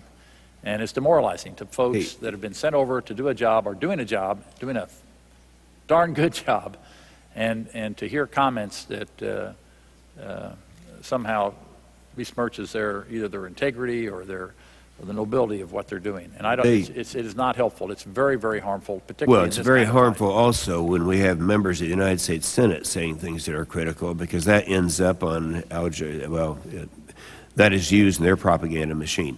Well, I just would like to have you keep that in mind, because these people, the story that needs to be told is the true story, the story of the soldier helping someone repair a roof after a problem, and helping the kids. And as I was flying over the Sunni Triangle, and our troops were throwing out candy and cookies, little kids in these villages waving American flags. And I can remember on the first freedom flight in 1991 going back to Kuwait, when a little boy, 9-year-old boy, had both of his ears cut off only because he was holding an American flag, and they're waving him now. That story has to be told. Thank you, Mr. Chairman. Mr. Roberts. Thank you, Mr. Chairman. And gentlemen, thank you for being here today and for your service to the country, and your dedication is appreciated. And to our warfighters that you have introduced, General Schoonmaker, bless your heart, and thank you very much for your service. Return with me now to those not-so-thrilling days of yesteryear, of about 5 years ago, to the issue of hollowness. And I can remember very well at that particular time that this committee was holding a hearing, and we had the Joint Chiefs here. I asked the question, do you have the funding necessary, the wherewithal necessary to accomplish your mission? Because there had been a lot of talk about our military being thin and stretched and hollow. And every one of the chiefs answered, yes, sir, we can do our mission with the current funding, with the exception of General Krulak, bless his heart. And he said, no, sir, I cannot do the mission that I'm assigned to do the way that we should do it. Now, the United States Marine Corps can put cold steel on the enemy any place, any time that the President wants, but we could do it better if we had additional funding. General Krulak's phone number was on speed dial in regards from the White House, but he had the courage to say what was on his mind. Now, that was in the spring. In the fall, everybody said, okay, it's Chicken Little time, and we have to have more money, and we passed a supplemental. So the Army and the Navy and the Air Force, the Marine Corps that you inherited, all of you, was at that time stretched and thin and hollow. Then we got ourselves into a situation with Kosovo and also a situation with Afghanistan, and then we get into a situation with Iraq and the global war on terrorism, plus transformation. Why wouldn't you have a problem? And then in the theater in which we have the war that is being conducted, it is the most obtrusive in regards to conditions of equipment that you can imagine. Why wouldn't you have a problem? So I really empathize with your statements. It isn't that we can't fix it, can't do it, but Congress should stand up to that and admit to the situation that you inherited and the new challenges that you have had. Now, having got that out of my system, General Schoonmaker, you enlisted 6,157 new soldiers, 507 more than the monthly goal in the finest Army in the world. I want to congratulate you for that. I know we have problems. And you also said that our retention numbers also remain high. And General Hagee, you said the same thing on that.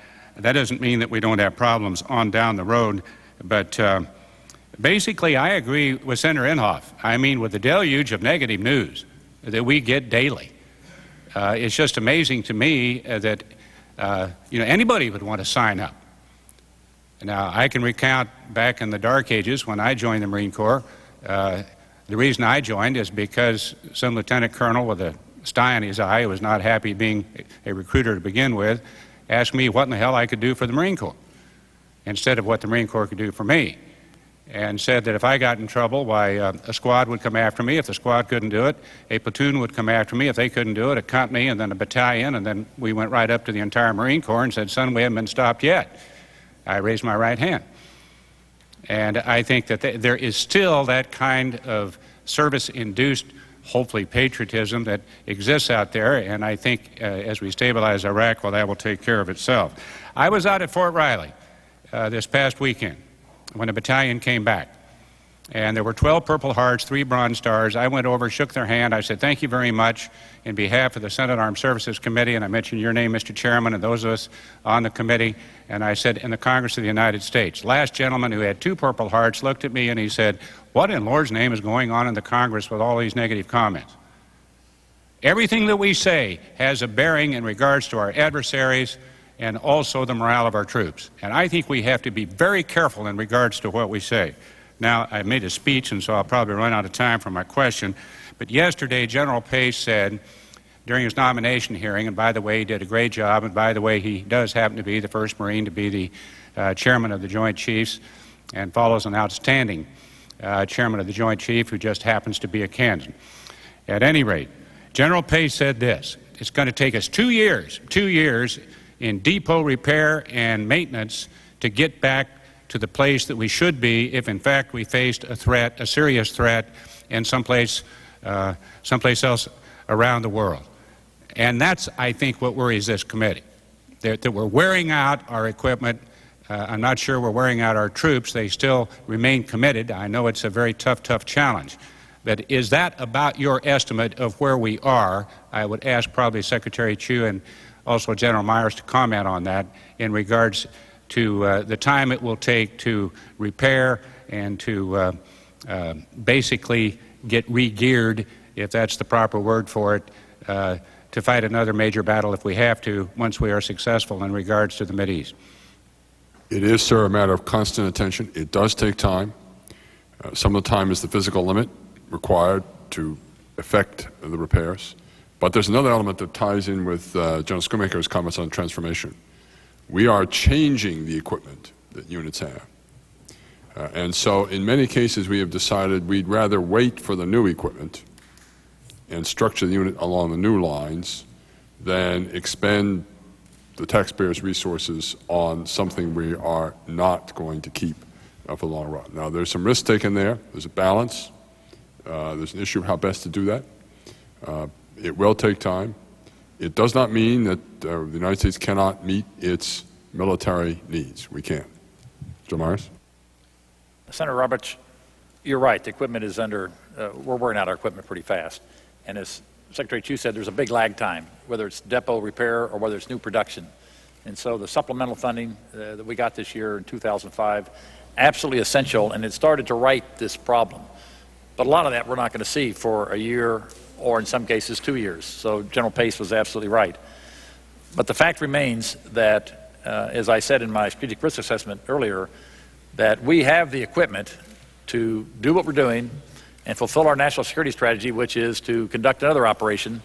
We can do what we need to do with the equipment we have. But we've got to stay at this procurement and this repair cycle. This is, if I were going to focus somewhere, that's where I'd focus. That's very, very important. We've already talked about the procurement holiday that we all know we took in the last century. And we're coming out of that holiday, but the accounts that are first to support other needs are the procurement accounts. It's always where we go in the Department of Defense when we need to do other things like operations. We put operations first, we put future procurement a little lower priority, and that's where we go. And we overdid it in the 90s. We're coming out of that now. We're, in my estimation, almost well, but not quite well. I thank you all. My time is up, and I thank you for yours.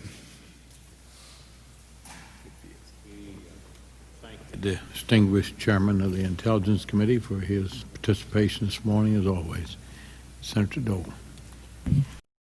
Gentlemen, I'm concerned about post-traumatic stress disorder in our service members and the stress on families associated with the long deployments.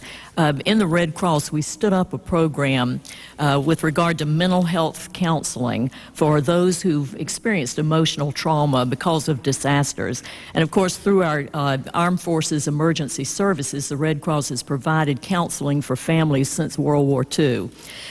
General Hagee, in your submitted opening statement, you mentioned your operational stress program, where you have mental health professionals at aid stations.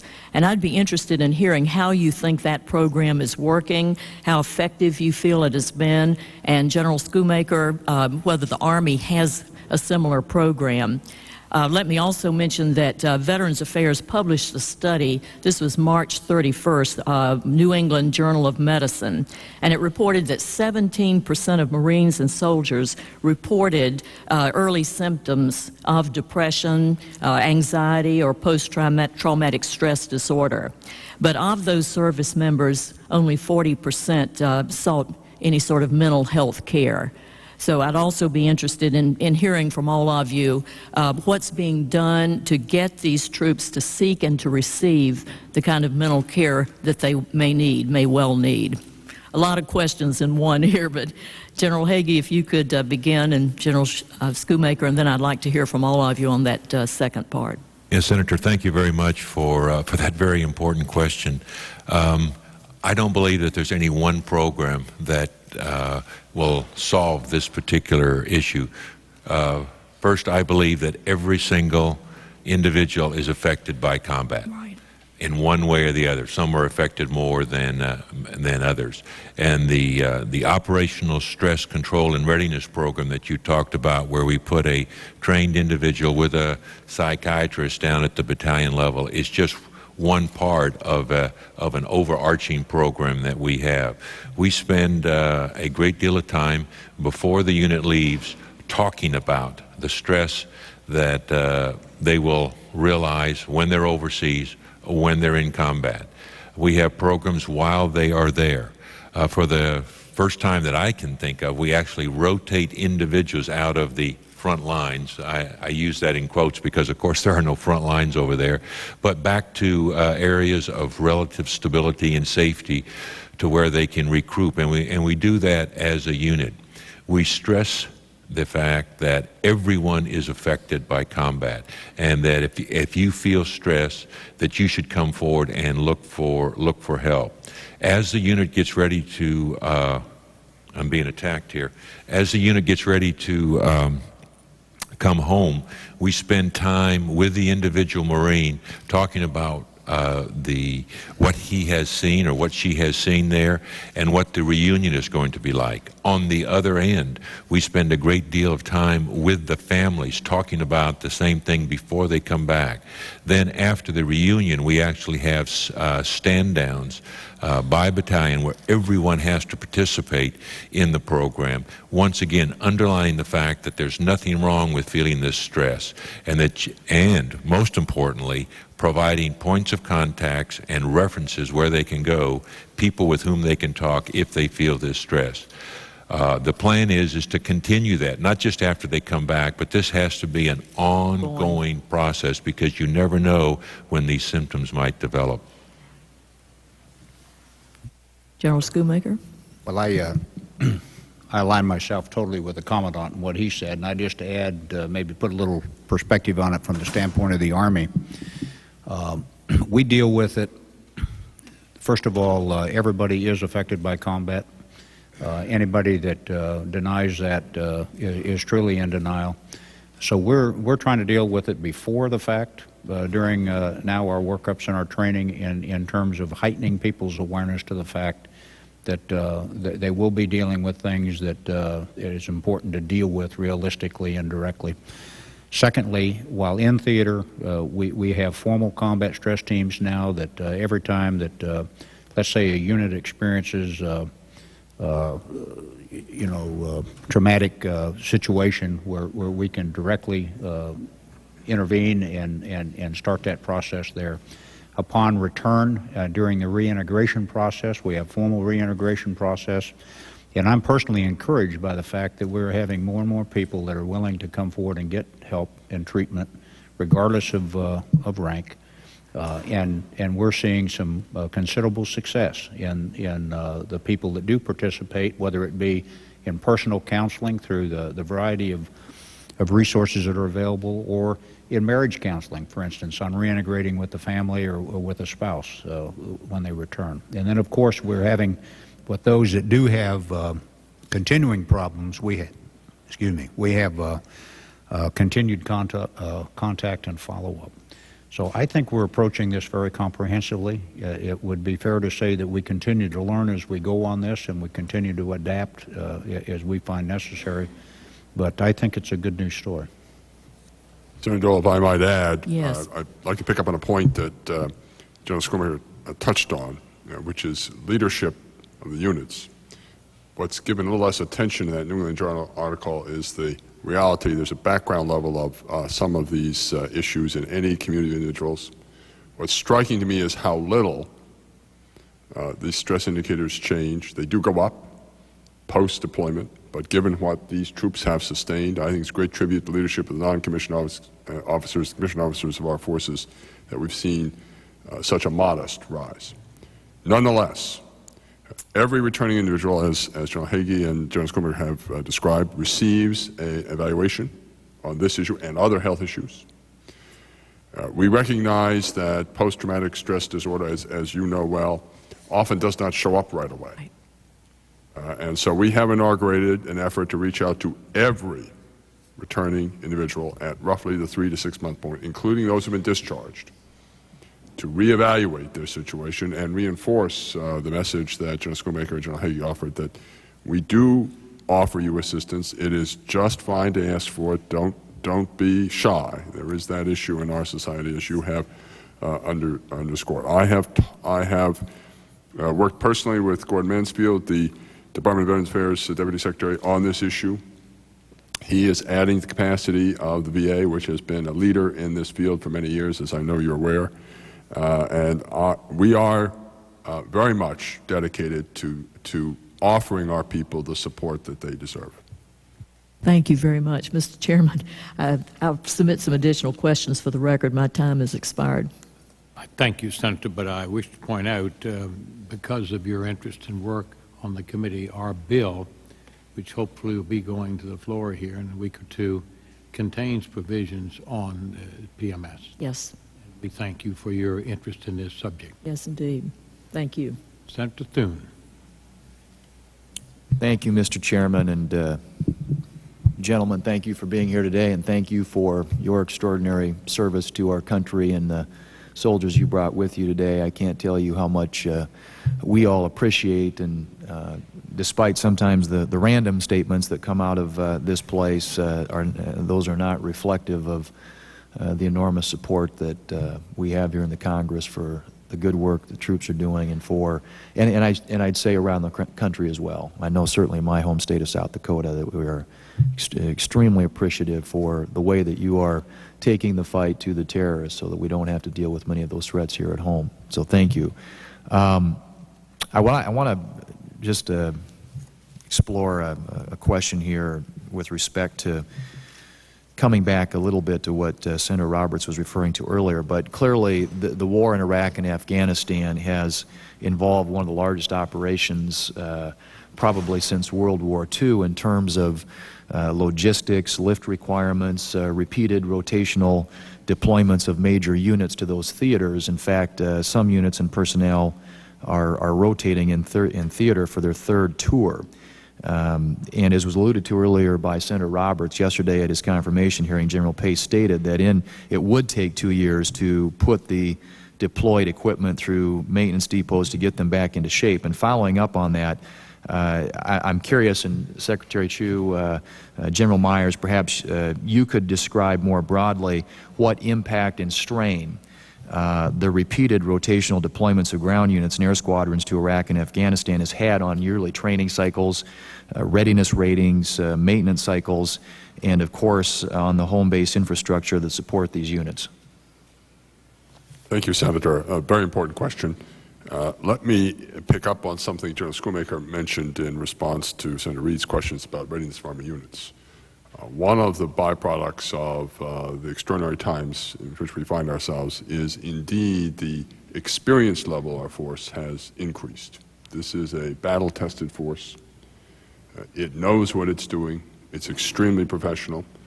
And I think the great news in terms of the state of this force is the high retention rates that we have been privileged to enjoy.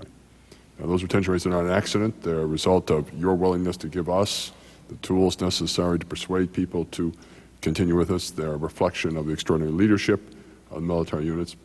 But in my judgment, in any organization, while equipment is important,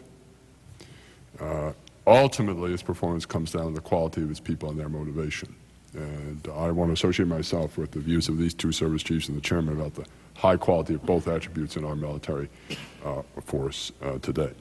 There certainly are issues about equipment repair, resetting the force, as people like to describe it. It does take time. It takes funds, and we're grateful for the funds that the Congress provides in that regard. We're also beginning to move, particularly for the reserve forces, to a different paradigm to ensure that the deploying units have the most up-to-date equipment. We are concentrating that equipment on those units, often leaving the equipment in theater. This is not the way traditionally the American military did it. Leaving the equipment in theater so the unit comes to the equipment rather than bringing everything with it and then shipping everything back home. The corollary may be that for the units at home, if they are not intended to be next in line, that they will have a smaller allocation of the most modern gear. That's deliberate. We try to ensure they have enough to train on realistically, be prepared, but not necessarily, and this is a change I think the Army is starting to make, how it thinks about units and their equipping, especially reserve units, not necessarily have every unit have every item of the most modern gear. We can never have as much of the most modern gear as we'd like because by definition it's the item just off the assembly line. And so the strategy is to concentrate that gear at the point where it'll make the most difference, which is disproportionately in the deployed theater. If I could add, the reason I was having a little difficulty with Senator Reed in answering this question is we are consuming equipment in Iraq, depending upon which equipment we're talking about, from 3 to 10 times what we would normally do it. And this is why we've gone to a strategy where we leave equipment in Iraq and rotate soldiers on the equipment, because that gives us an opportunity to reset those units when they return on top of equipment we've been working on during their absence. So if you were to go to the 101st Air Assault Division today or the 82nd Airborne Division, 10th Mountain Division, 4th Infantry Division, you would find a considerable amount of sparks and dust flying down there, building a far more capable organization than left going to Iraq. And that's why this whole issue of readiness is, it truly is a moving train. Now, the idea of reset. I have testified now for 2 years as we've been talking about the supplemental funding required to reset this force. It will take us at least 2 years to reset this force from what we are consuming in this war. I mean, there's no doubt in my mind. We have historical precedents for this. I mean, if you look at Desert Shield, Desert Storm, it's exactly what it took us, about 2 years to do it just for that. And this is this conflict is of far greater consumption than that one was. So I'm very confident it will take us 2 years, and that's why we've been testifying to that effect. And I am most concerned that we will lose interest at the end of this conflict and forget the fact that we're going to have to reset this force, and we'll start out again with the kind of challenges we had when we went into this particular conflict. If I could just follow up on that, I mean, obviously, these challenges that you've noted and the fact that it's going to take time and the likelihood, obviously, that we're going to be in Iraq for several more years in significant numbers, it seems intuitive that by beginning this massive process of relocating and consolidating units and missions at bases throughout the United States, the BRAC process is only going to add to that strain. And we obviously did not envision this situation in 2001 when Congress envisioned this current round of BRAC. I guess layering that on top of all the challenges that we now face in light of the issues that were addressed yesterday by General Pace, in which you have responded to this morning, how do you plan to adapt to yet another major mission involving major realignments and consolidations? At the same time, we are rotating units into and out of Iraq and Afghanistan without adding further burdens to our military at the worst possible time. Well, from the standpoint of the Army, our transformation really is like a rope. It has BRAC involved in it, it has the QDR involved, it has the overseas realignments, the global force posturing, it has our transformation to a modular force in there. All of this comes together in momentum and gives us opportunity we did not have before as we fight this war. It's one of the few silver linings in the cloud of having to be at war, is the fact that it gives us opportunity to take advantage of the velocity and the momentum you gain as you reset the force, to reset it the way you want it to be in the future. And that's what we're doing. So part of the ugliness that we've been discussing here is the fact that, we started with 3 armies. We had the Army of the Cold War, that we were organizing to go fight the war in Iraq and Afghanistan, that we come back and reset to the Army of the future.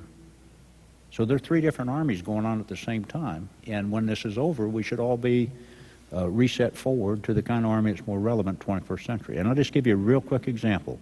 507th Maintenance Company, that everybody remembers, Jessica Lynch, was not trained to be in the situation they were in, was not equipped to be there. No GPS, no radios, no training on crew-served weapons, only one crew-served weapon in there.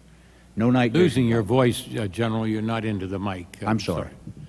507th Maintenance Company, Jessica Lynch, found itself in contact with the enemy. No radios, no night vision goggles, one crew-served weapon, no training on the kinds of situation they found themselves in, because they were organized for a Cold War battlefield that was echelon, that they were not supposed to be placed in that position. And that's what I was trying to say here. It's not that the Army was hollow to the total extent. It was because it was organized for a different kind of fight. And it was hollow at the same time. And so now we're trying to overcome both the hollowness and the transformation for the kind of world that we have now in the 21st century. Realigning, global force reposturing, transforming, and fighting a war. And we're doing this very, very well. I mean, it is extraordinary, and it's because of these soldiers. And because of the support that Congress has given us. Well, and I ought to be damn disagree happy about the way I things think are that going. the resources the Congress has provided have certainly helped, and we are a masterful job of fighting the war. But as we project out and we start looking at the length of this conflict and these deployments, and I'm worried about personnel, manpower, and everything else, it seems like a complication because we don't know what some of the overseas basing requirements are going to be, and we don't have yet a good feel for. I know you're in the process of modernizing this. Senator, GDR is supposed to work if we on a don't program. transform, we will be in trouble for the long term. We have to transform to increase the capacity and to make ourselves more relevant. We're talking about building an Army that has got 30% more capability and about 60% increase in availability.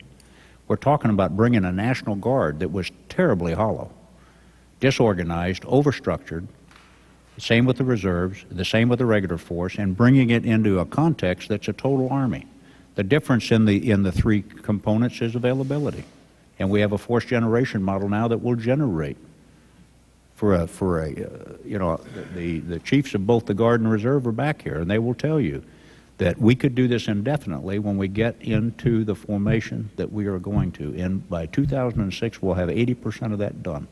Thank you, Senator. That was an important, very important colloquy that you had. Chairman, let me just right. First of all, support everything that the General Schoonmaker said. We had a choice when 9/11 happened as we got into conflict, and that was, do we fight the war and put transformation on hold, or do we transform? And for all the reasons that General Schoonmaker said, the Joint Chiefs of Staff and the senior leadership of the department said we've got to transform. And I would only add that I think BRAC's an important part of that transformation. If, depending on what the administration and what the Congress does with the BRAC recommendations, we have 5 years to implement them. That should give us plenty of time to smooth flow any big issues that we have. But the Joint Chiefs of Staff are fully behind the BRAC recommendations. We've stated that before in hearings.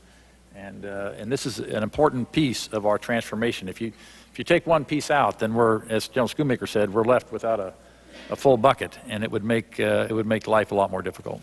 I thank the panel. We'll have to move on. Senator Kennedy. Thank you, Mr. Chairman, and welcome. One thing, General Schoonmaker, I find that those in the National Guard of Massachusetts have left their equipment over there, find that they're not able to keep up the training here back home, and they don't feel that they can fulfill their Guard responsibilities. That's something that I've heard. I'm sure you've heard it, and you're going to have to sort of address it. I can understand your earlier answer, but that's certainly something that we picked up. The President spoke on Tuesday night about the hard work of our troops, and he urged Americans to send them letters, raise flags in their honor, and to help the military family down the street, but he did not assure them that they'd have the equipment they need to fight the war, and I believe that he should have. More than 400 of our troops in Iraq have died in military vehicles hit by roadside bombs, grenade, and the so-called improvised explosive devices, yet our troops don't have the protective equipment they need. The Marines are still waiting for the 495 armored Humvees they ordered last year. There is no excuse, absolutely no excuse, to send military into battle unprotected. General Schoonmaker, I raised this issue with you in November 2003, and again with you and General Hagee at a hearing in February 2004. General Myers, I raised this issue last April before one of our hearings. In December, Secretary Rumsfeld was confronted by soldiers so desperate for armor that they'd been forced to dig through the trash to scrap metal. This April, General Hagee's deputy testified at a Sea Power hearing that the Marines had all the funding they needed for the up-armored Humvees. Yet last week, General Nyland and General Cato testified before the House about the lack of urgency in solving the problem. When the department refused to speak up for our troops, it's hard to convince the Congress to act. Over a year ago, Senator Bayh and I offered an amendment to the Defense Authorization Bill to include an additional $600 million for armored vehicles, and we faced resistance. This year, we tried to add the funds for the armored vehicles for the Iraqi supplemental. We knew that there'd be a production gap if we didn't act, but we were told that the military had all the money it needed. Senator Stevens said on the floor, we have met these requirements. We do not need additional money from the emergency bill to be spent on armored Humvees. But we succeeded in adding $213 million anyway. This was resisted by even members of our committee here. Again and again, we've been reassured that we have enough armored vehicles for our troops. Now we learn that the Marine Corps requirement for up-armored Humvees has gone from 498 to 2,400. That's a 5-fold increase. Why can't we get it straight? Shouldn't the safety of the troops be yours, the President's, ours, highest priority? And I hope you'll work with us to see that this new requirement is fully funded so we don't have to keep repeating the mistakes of the past while our soldiers are dying in the roadside blasts. General Myers or General Higgy? Senator Kennedy, you're absolutely right. The safety and the force protection of our troops is absolutely first priority. As was covered just a little bit earlier in the hearing, we talked about we have a thinking adversary which changes sometimes the requirements, and we've tried to keep pace with those requirements, and I think we've done a fairly good job of that. I won't say it was a perfect job, but a fairly good job of trying to provide the equipment that our men and women need as they go into battle. And I think in terms of whether it's the protective vest and then upgrading those to meet the different threats, or some of the other equipment that I'd rather not talk about in an open hearing, the vehicles certainly we can talk about, and the standard, the Secretary of Defense said that by February of this year we wouldn't have any, February 15th this year, we wouldn't have any vehicles off compounds that didn't have armor protection. We've done all that, and we'll continue to do that, and we'll continue to try to look around corners to try to predict what it is this adversary will throw our way, so we can continue to provide the protection that our folks need. One of the things that we forget very often when we talk about protecting our forces, equipment's a big piece of it. Another big piece of it is their training. Another big piece of it is their leadership. And I think on those counts, we do very, very well in most cases. We work that piece very, very hard, and that in many cases is as important as the equipment that we provide. General Hagee, would you respond? You might have had an opportunity to read that New York Times article the last week, which is all related to the Marines' request, and the Marines, if not, I'd suggest that you get a hold of it. They were talking about that they didn't get the money for the 498 till February, and now they're going to have a request for 2,600 additional Humvees for Iraq. I have read the article, Senator, and I would like to align myself with the chairman. When we went back into Iraq in February of when we were told that we were going to go back into Iraq in September of 2003, we had about 30 armored vehicles. By the time that we put the Marines on the ground in February of 2004, every single vehicle that went in harm's way was armored. Was it an up-armored Humvee?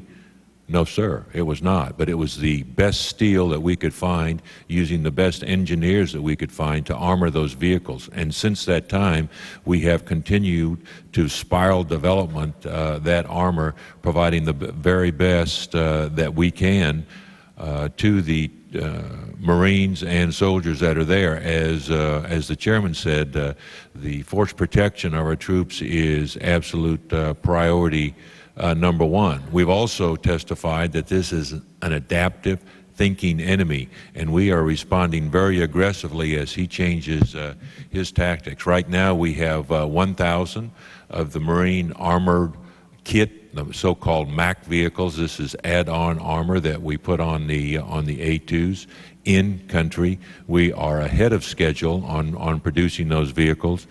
We hope to have here in just the next few months about 1,700 of those particular vehicles done.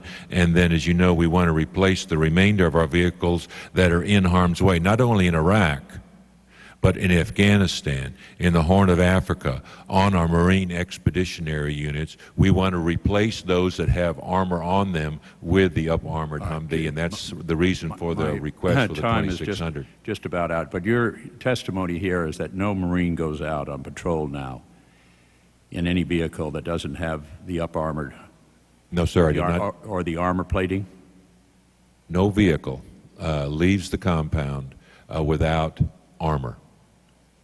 Not the up-armored Humvee. That we do not have sufficient quantities of those. But right now we have either the up-armored Humvee, which is designated level 1, or the level 2 up-armored. My time is up, but you'll give me a breakdown of where, if they go out on the patrol, what is armored, what is up-armored. Yes, sir. I'll be happy to, sir. Have the last. I think you raised an important question. Let's take a minute, because to try and get the term correct. An up-armored vehicle, I think in the dictionary version of language, would simply be some vehicle that got a measure of increased armor on it. But if I understand you, up-armored has a specific designation in the Pentagon now? Yes, sir. We really talk about three levels. When I use, and I think when most individuals in the military talk about an up-armored Humvee, they're specifically talking about the M1114, that vehicle that is put together at the factory where the armor is integrated into the vehicle. That's level one. And only if the armor has been integrated into the vehicle can it be classified as level one. Up-armored. Now, Up-armored. what's the next level? Level 2, which for us is an A2 Humvee with bolt-on armor, actually has on the sides the same protection as an up-armored Humvee. That one built at the factory, but because it was not built at the factory, it is defined as level 2. And they're factory kits. Level 2 is factory kits. That's correct. But I presume it provides somewhat less protection than the fully up-armored Humvee, number one. On the Mac, it provides less protection on the undercarriage. The up-armored Humvee will provide protection for a 12-pound blast undercarriage. The Mac provides 4 pounds. So level 2 is somewhat less. Now let's go to level 3. Level 3 is less than that. Level 3 is the homogeneous rolled steel that has been applied to the vehicle. Does not, even though it comes in a kit, it is less than the protection provided by the Marine Armor Kit or the Level 2. And I can provide exactly what those protection levels are, sir. Now, today's operation with the Marines, what is the level of equipment that those Marines have? Level 2 or level 1? And General Schumacher, your troops? Sure, we go by exactly the same definitions, level 1, 2, and 3. Our goal is to have every vehicle at level 1 or 2. Factory configured, either the integral in the factory or the factory added armor. Understood. You call let it goal. me say one thing. You It's said more goal, than just, but let me get that down. Yeah. You said that's a goal, implying that it's not that way today. we have With your operating forces in Iraq and Afghanistan. some level of vehicles that are still in level 3 that are moved, but this is satisfactory steel that has been applied in the field locations to the vehicles. But level 1, level 2, just like what the Commandant says, is the goal. I understand the goal. We're trying to establish what is in use today as the troops at this very hour are operating. They're operating all three three. levels, and I believe that's the same in the Marine Corps. No, he claimed 1 and 2. What percentage are at level 3 in the Army?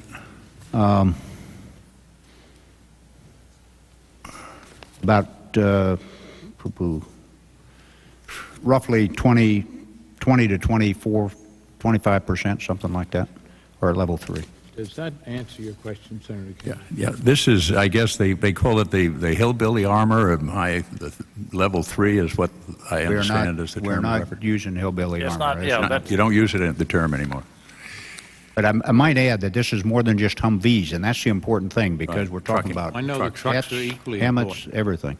Just a final question that well, just, let me, let while we the finish this chairman, discussion, the Excuse me, goal, Mr. Chairman, let's start from the top so we can the listen. goal for the level 1, 2, and 3, the goal is that we'll only have level 1 and 2, and we're going to make our goal by September.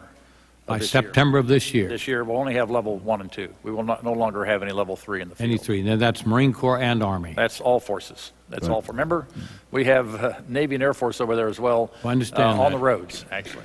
But when I use Army, I meant those Right. operations. Right. Could I add something here very Yes. quickly? I'm sorry. Senator Kennedy, when we talked in November of 2003, the requirement in theater was less than 2,000 of That's these right. vehicles. So the requirement has gone up to 9,000 or even more. No, we have Well, 10 or 12. But someone has to be responsible for not understanding last fall why we weren't going to. You need 400 times more of these. Sir, that's why That's what parents ask me. That's why the Hart family is asking me. I'm trying to reinforce your point. We have funding from you now for 42,000 of these vehicles. And we are right now at a level of about 38,000. So we have gone from less than 500 to 38,000 vehicles. I'm talking about Army figures now in the last 22 months.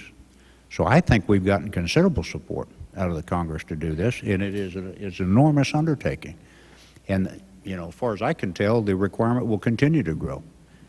But again, the tactics, techniques, and procedures and the ability of an adaptive enemy to attack these is going to continue to be a challenge. Thank you. Has everyone had the full opportunity to testify on that series of questions? Senator Graham. Thank you, Mr. Chairman. Trying to get back to recruiting and retention, that was a very, I think, good exchange to talk about how what the enormous tasks are of this war. It's ever changing. It's costly in terms of money and lives, and we're doing the best we can. Sometimes we make mistakes, but that's part of war. So I want to congratulate all of you for coming today and accepting critiques, criticism, and praise, because that's democracy. And no one's going to be able to change how the media reports the war. I wish it would be more balanced. With freedom comes responsibility. So it's not just about money when it comes to recruiting, it is about message. And if you want to defend your country, you want to play a part in your country's future, join the military, because we need you right now. And what happens in Iraq really determines our own freedom. Now let's talk a little bit about what we're trying to do to address the problem of recruiting and retention. One, I think, is a chronic problem in the area of recruiting that it's been building, and we need to stay ahead of it. General Myers, you're a fighter pilot, that's correct? That's correct, Senator. You don't let the plane fly you, you fly the plane, right? Got it, sir. Stay ahead of it. Well, I can tell you, working with Chairman Warner and Senator Nelson, my Democratic colleague, that we have one of the most robust recruiting and retention packages possible in the Personnel Subcommittee. And Dr. Chu, thank you for coming to our committee. I want Americans to know there's more money on the table than there's ever been to keep qualified people in. There's more money on the table than there ever been to get people to join. There is a real good package for quality of life issues for people under psychological stress.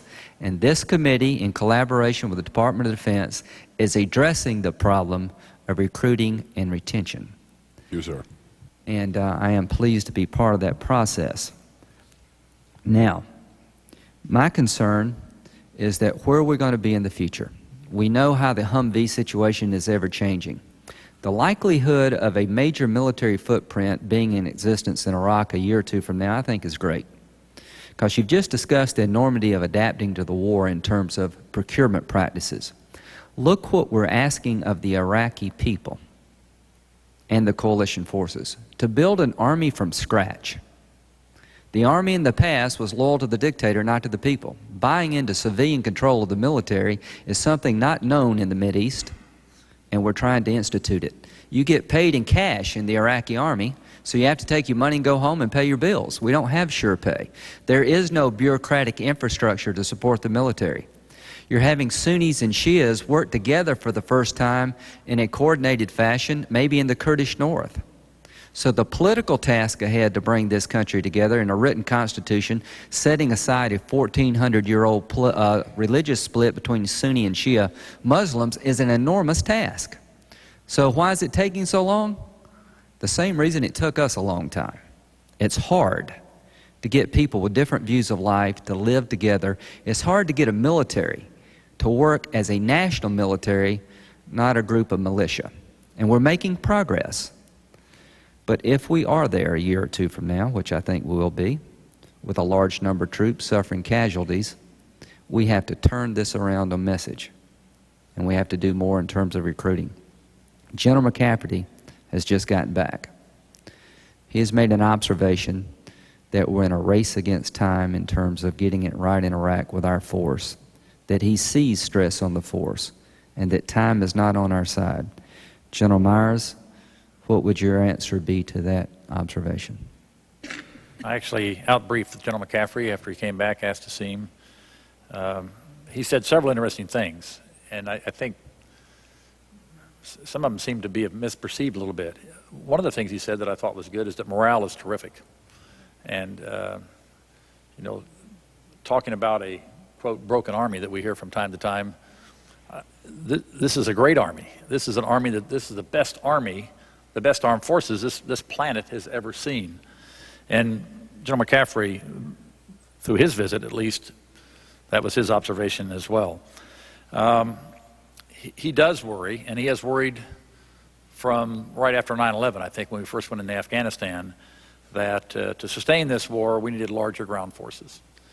And I think the way that the Joint Chiefs and the Department have addressed this is increased the size of the Army by 30,000, but also increased modestly the size of the Marine Corps, but also addressed all other sorts of internal efficiencies that could make our forces more accessible.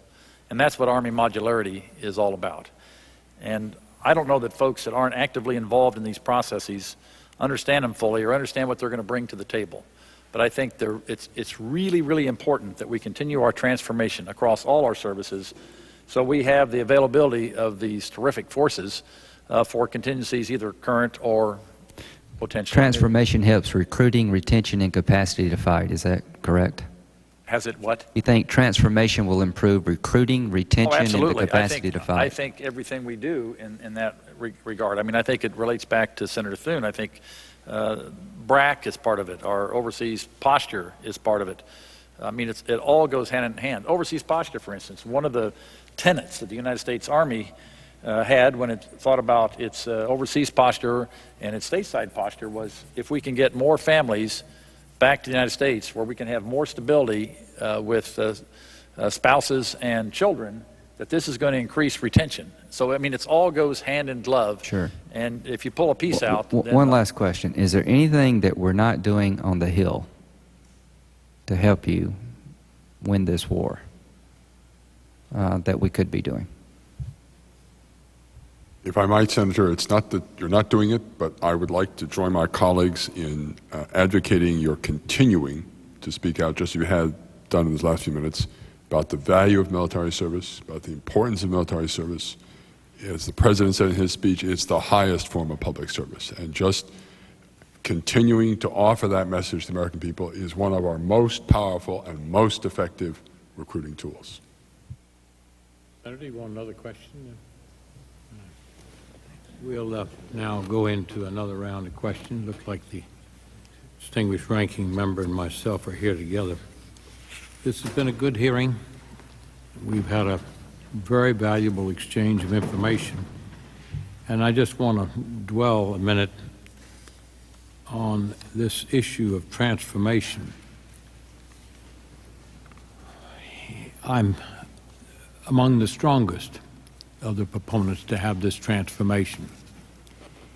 But we must not take on that difficult task at a rate that in any way would impede our effort to finish achieving the goals in both Iraq and Afghanistan. Better that some aspects of it be stepped back in time to allow the full resources and energies of the department to be devoted to bringing about the achievement of the goals, namely to establish a situation of security such that the new governments of Afghanistan and Iraq can have a footing to establish for their people a measure of freedom and democracy. So I hope that those that are pacing this keep that in mind. Secondly, General, the Gulf War I was a remarkable feat of arms and strategy. We repelled the Iraqi forces in 100 hours, 100 hours, through the extraordinary professionalism of a coalition of forces primarily led by the United States, and utilizing the equipment that we had at hand at that time of an unexpected event, namely Iraq invading Kuwait. And I think it left us all with a sense of enormous pride, but maybe a bit overconfident as we undertook the second phase of conflict with Iraqi forces. I'll leave that to history. My recollection, the Humvee was in inventory at the time of Gulf War, but I'm not sure to the extent any of those units were employed in that battle. Does anyone? Sure, the Humvee was there. We did not even have a term of up-armored Humvees in those days. They were all unarmored, and there were scores of them involved. In that operation? Yes, sir. And that's the point I wish to make. You talk about the Army that you took to this battlefield and the shortage of the up-armored and the dramatic pace with which we armor them. Now, presumably the QDR will begin to look at this inventory of weapons today and try and project beyond a post-conflict in both Iraq and Afghanistan what the threats are in the world that could call upon our forces to be involved somewhere else in a different battle at a different time.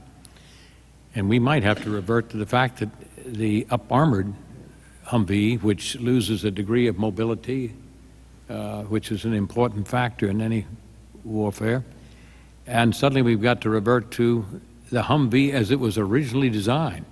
I have to assume that the time that the Humvee was designed, the best minds were put to work on it, and the best minds looked at the projected scenarios of battle, and as you say now, it was used and used successfully in its original configuration in Gulf War. And now we were faced with Gulf II, and we had to make a dramatic right turn in terms of trying to rework this vehicle, first using whatever armor we could put together, I suppose, to create the Category 3s, then slowly Category 2, and then now we've got the evolution of this ground up from design and manufacture of the fully Sure. up-armored. If I could add, and that's why we have the strategy we do. We are now building only the heaviest Humvees. In other words, the 1151s and 1152s, which are the heaviest version, strongest engine, strongest transmission, strongest suspension. And that's what we're going to do as we go forward. Secondly, only a portion of these Humvees will be manufactured to the level 1 specification, because those are the ones that you cannot remove the armor from. Most of our Humvees in the future will build at a level 2.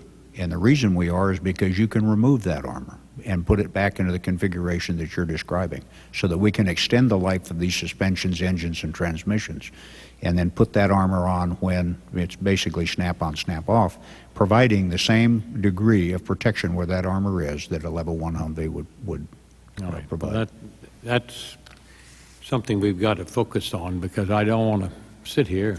I'm privileged to be here many years hence and be confronted with an entirely new panel of witnesses, same senators, new panel of witnesses, and we're going back through how the equipment for that conflict, whatever it may be, hopefully we won't have one, but if we do, and testimony to the fact that we just simply didn't have the right equipment to meet that contingency. Sure, if I could add another thing about the first Gulf War, because it's not to do with Humvees, but you might remember that the 7th Corps of the United States Army was one of the major corps that was in that fight.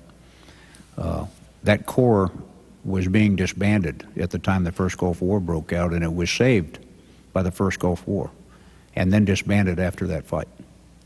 And so when we entered the first Gulf War, we had an army of over 700,000 soldiers, 200,000 more than we have today. And it was during that process that we started bringing down. So there are many, many differences about what we went into that fight with and what we entered this fight with. On a totally different matter, but one that's of great importance to this committee, we had last week a series of briefings and hearings, really, on the status of forces of the Iraqi training program. General Petraeus, Chief, you were here. And the committee desires to ask the Department of Defense, we've done it in different ways, but I'm going to formalize a letter to the Department. But I acquaint you now, Dr. Chu and General Myers, we feel very strongly that we need to declassify, to the extent we can, the status of forces of the Iraqi trained force today. What is its readiness, comparable to whatever benchmarks you wish to make? Because the American taxpayer put a tremendous investment in that retraining and the equipping to the extent we've done that. And I think they're entitled to understand, because from that base of facts as to their degree of readiness, we can better translate where we are in terms of hopefully providing them with trained individuals and the equipment to eventually replace our forces. And I think that information should be in the public domain.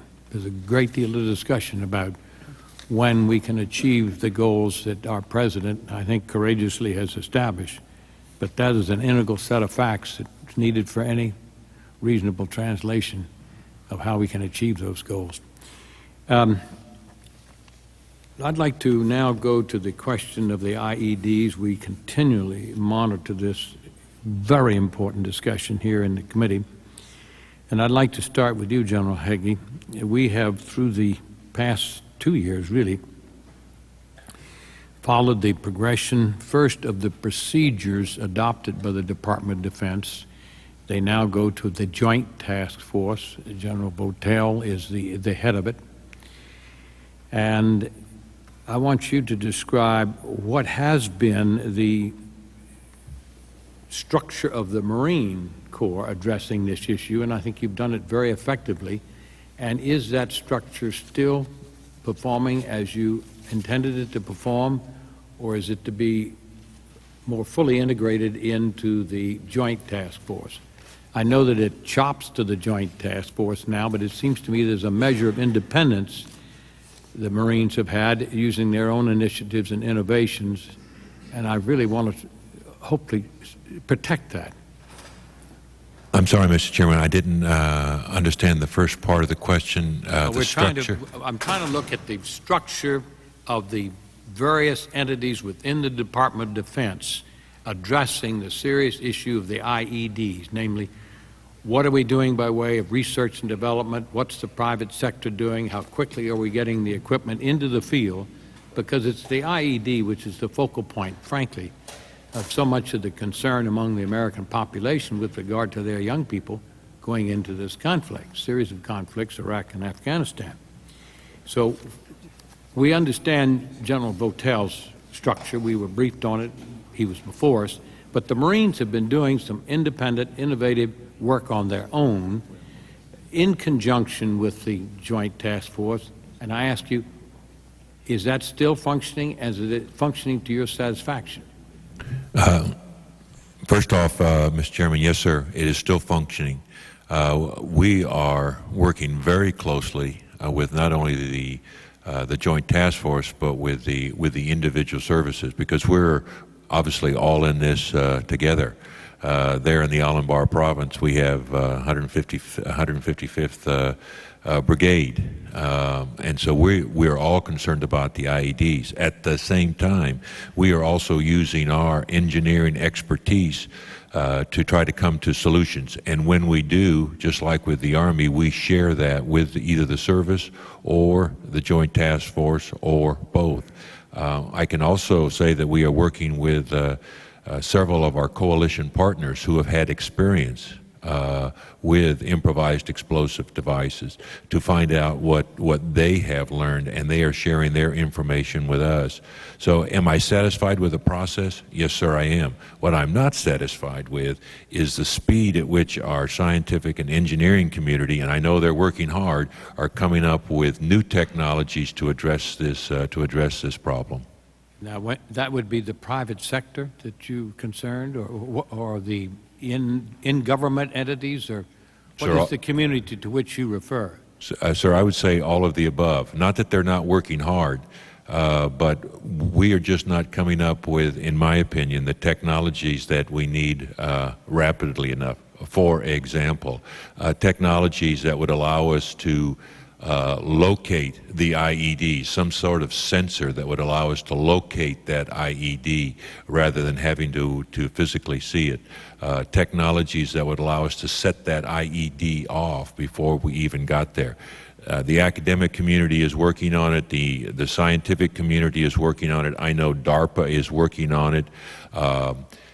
but we have not had significant success yet. And I would just ask those communities, urge those communities to continue to work on them.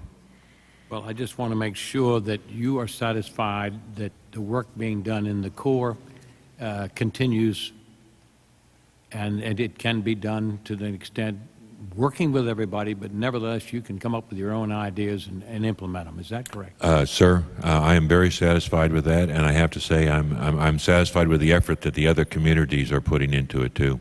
And I thank you. I just have to tell you from a little personal experience, during the Korean War, someone in the Marine Corps had the foresight to develop what was called the Mickey Mouse boot.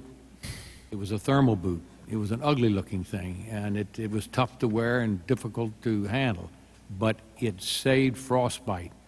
The Army units next to the Marine units suffered 4 times the frostbite as did the Marines because they didn't have that boot. They still had the old World War II boot. So I've always been very respectful of what the Corps can do on its own initiative sometime, and I saw that firsthand. General Schoonmaker, the National Guard and the Army Reserve rely on prior service soldiers to a great extent who have the training and experience needed to fill the ranks. Increased reliance has been placed in recent years on non-prior service recruits. The failure or inability of these individuals to complete their enlistments seems to be of growing concern. How big a problem is attrition in the active Army, Army Reserve, and National Guard? Well, sir, it's a challenge. The Guard and Reserve have long relied upon soldiers that are leaving the active service to fill their ranks, and of course we're growing the active force, retaining more, so that it adds to their challenge. I would say across all of the active Guard and Reserve that first-term attrition is something that we keep a very close eye on, and we remain very, very concerned about any spikes in that. We have seen a little rise in it, specifically in the initial entry training. And part of the reason for that, in my opinion, is we have ratcheted up, necessarily so, the rigor in the initial entry training because of the things we have to introduce at that stage because of the war that we're in. But what we've seen is a corresponding decrease in attrition in their first unit of assignment. And so we're hoping as we watch this trend a little bit longer that what we're going to see is a balancing and a maintenance of about what the traditional norms have been. I'd like to see it go down, but you're right, and maybe Dr. Chu has a broader view of it that Dr. he Chu, may be Secretary Abel, have any comment on that? Attrition, as you know, sir, has long been an issue with the military forces. We lose about 1/3 of the enlisted cohort before it completes its normal term of service, about half. I'm not hearing you. A little louder. And more. I'm sorry, sir. As you know, this has long been an issue in the military services. We lose about 1/3 of each cohort before the end of term of service. About half of that typically occurs in the initial training period. Each service has advanced some innovative ideas about how to deal with this issue. We are all eager to see better outcomes here. Charlie, did you want to add a word or two here? Sir, it is an enduring problem. We've searched for solutions. They are fleeting. We find one and then another pops up. I think the increased rigor is what accounts for the spike we're seeing right now. Thank you. Subject of the Army and Marine Corps capabilities and acquisition programs, although the Army and Marine Corps have different missions and capabilities, there are shared concerns and competencies. We have seen, however, that the Army and the Marine Corps have divergent paths for acquiring equipment such as helicopters and heavy wheel vehicles. What are your views regarding the joint development and acquisition of Army and Marine Corps equipment? And I'll start with you, General Myers. Do you wish to address that? That was to me, I'm sorry. You're in charge of the jointness. Yeah, you bet. And it's an issue, of course, that we look at, and I think the forum for that, as it is in all of this, is our Joint Requirements Oversight Council that looks at the requirements that the services have and ensures to the maximum extent that is practical and reasonable that we share the same sort of equipment. The best example that's coming along right now is the Joint Strike Fighter, which is going to be shared by 3 services. When this comes to fruition, it'll be the first time we've had an aircraft of such commonality that can operate off carriers, off land bases, and have a short field takeoff capability that would satisfy one of the components. So absolutely, it's something that's very, very important to us. We have recently looked at trucks, for instance, because you may be referring to trucks. Trucks is one of the areas where the Marine Corps and the Army have had different procurement paths, but I'll let them explain what they're doing to All right, then we'll to start merge with you, those. General Schoonmaker. Well, so I'll talk to it from 2 perspectives. One is Chief of Staff of the Army and also as a former combatant commander of a joint command, U.S. SOCOM. So I'm quite familiar that we have to have both some separate views because we have some separate realities. For instance, the Marine Corps has to operate its helicopters off of ships. And so they have some very specific requirements to be able to operate off those ships. For instance, rotor brakes to stop the rotor blades and the ability to fold those rotor blades so that they can economize on the space on the deck. Those are not requirements in Army aircraft. Those are expensive additions that we do not require and therefore we do not build. So we have, going from that level of reality to the fact that the Marine Corps has a requirement for amphibious vehicles, and I'm talking about amphibious vehicles that are, come out of saltwater environment that we do not have. And so there are some differences in how we build trucks, how we build our tracked vehicles and those kinds of things. We do have commonality in things like Humvees. We have commonality in artillery pieces. We have commonality in a variety of weapon systems that we share, and not only that, but the Marine Corps and Army soldiers train. For instance, we train at Fort Knox together on tanks. We train together at Fort Leonard Wood I believe, in Fort Sill, for instance, in artillery. So I think that we have some pretty good economies going on here. We're working together. But what you're saying is indigenous differences between the missions and the equipment has got to reflect that. And what I want to leave with the assurance that you think the proper balance is being struck between the need to get as much commonality as we can for cost savings, spare parts, maintenance, training, and at the same time we're protecting. I think that's a true statement. I'll go back to the IED question you answered. The IED task force was an Army initiative, and we developed that to a point after about a year that we went to the Department of Defense and asked for them to provide kind of top cover so that we could make it a joint program. It is a joint program. All of the services participate, but the Army maintains the same degree of independence as what you just talked about in the Marine Corps to operate in our specific lane for things that are specific to our needs. Yet we share those in that forum with each other. Can you wrap up, Commandant? Sir, I would just align myself with both you and the chairman and the... Understood. Senator Levin.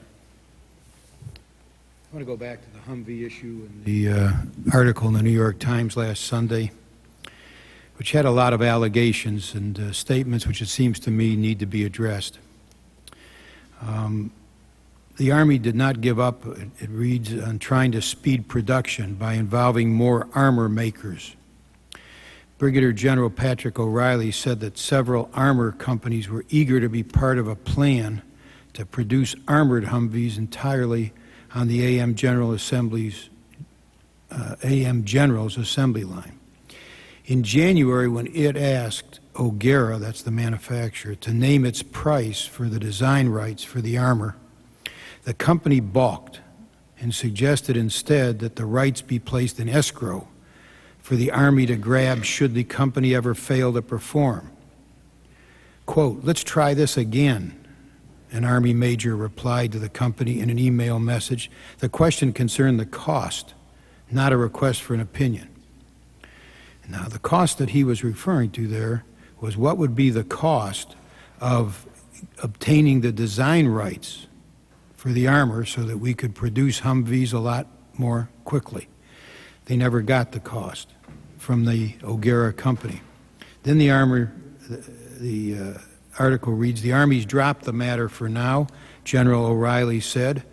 adding that he hoped to have other companies making armor by next April. So, General Schoonmaker, is that accurate? Sir, number one, I have not read the article. Number two, I have no direct knowledge of what you're talking about. I heard just before the hearing and had an explanation that there was some discussion about whether O'Gara Hess would release, the copyright or whatever, the rights, so that other people could produce the armor. But I could not comment on the accuracy of that. Does anybody know the answer to that? General, do you know the answer? Have you read the article, General Myers? The Sunday New York Times front page article? Senator Levin, I have not read that article. No, sir. I must tell you, I'm a little bit surprised that it's a major newspaper's front page article that goes into massive detail about the armor failings. This is a huge article on it, and I would urge that you read the article and that you give us an answer for the record.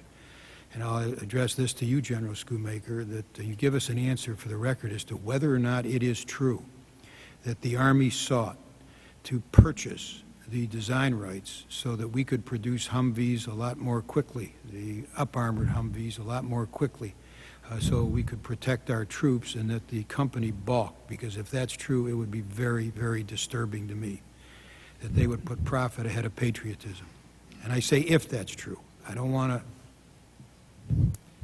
Sir, I'll have I Secretary... don't want to judge it before we get the Army's answer and before we get the answer from the company, but it's a very serious statement here. I mean, we're talking about life and death issues here, and I hope everybody that is either in this room or realizes what the motivation is here of these questions and questioners in trying to get to the bottom of what the shortfalls were in armor. There's a lot of changing needs and requirements. We understand that.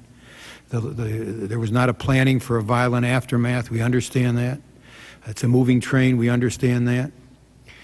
But factoring all that in, you still have allegations in this article that a company refused to license someone else to produce the armor which would protect our troops. And that is, if true, simply not acceptable. So, General Schoonmaker, we would rely on you. And General Myers, I guess I'll look mainly at General Schoonmaker for this, although you may want to also give us an answer for the record. But in any event, I'll... Sir, it's proper that Secretary Bolton, our acquisition executive, provide it for the record, and we'll get that, because we are the executive on that. All right. Then, on the Marine Corps, let me ask you, General Hagee, did you read the article? I have read the article, sir. Here's what it says about the Marine Corps. It says, ask why the Marine Corps is still waiting for the 498 Humvees that it ordered last year. O'Gara acknowledged that it told the Marines that it was backed up with Army orders and has only begun filling the Marines' request this month. But the company says the Marine Corps never asked it to rush. The Marine Corps denies this. Did you ever ask O'Gara to rush this order? Sir, when we requested those 498 vehicles, we knew that the company was producing vehicles for the Army. The United States Army gave us 498 vehicles with the proviso that once we got our vehicles, that we would return those vehicles to them. But the question is, did you ask O'Gara to rush production? I'll have to take that for the record, sir. I don't know. Would you do that?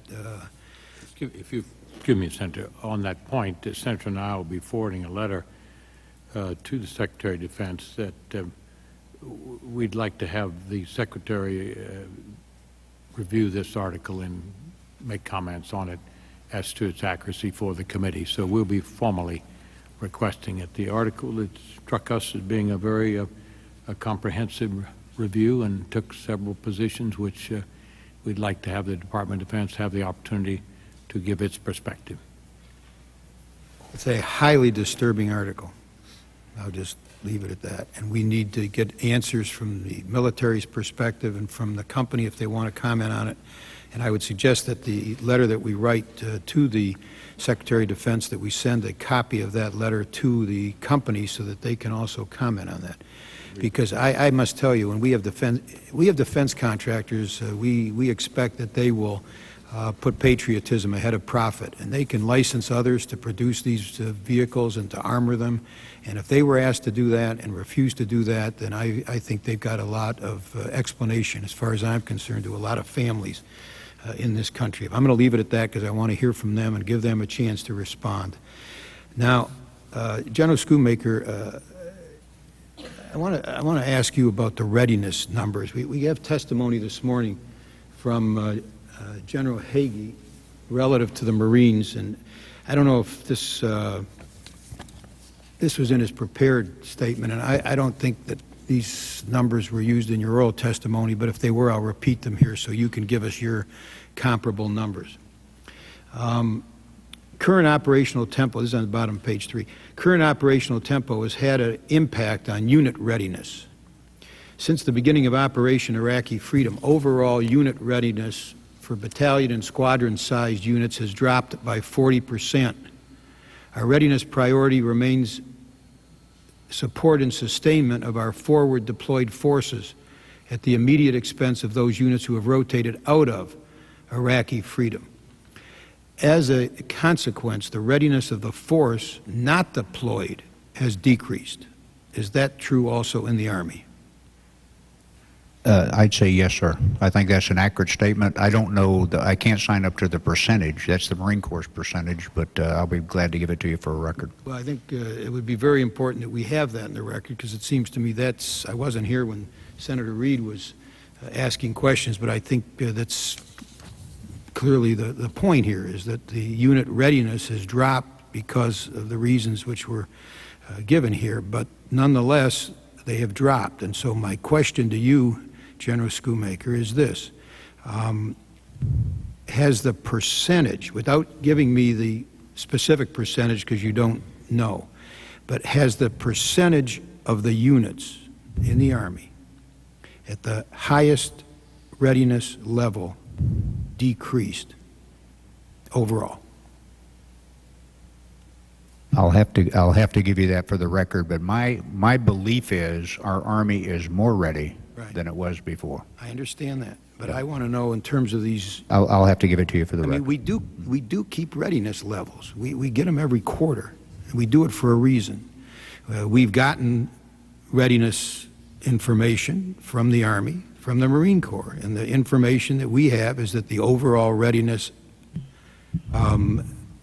levels have dropped. That's the information we have. If that's not right, we got to know. That means the information that we have is wrong, that you sent us.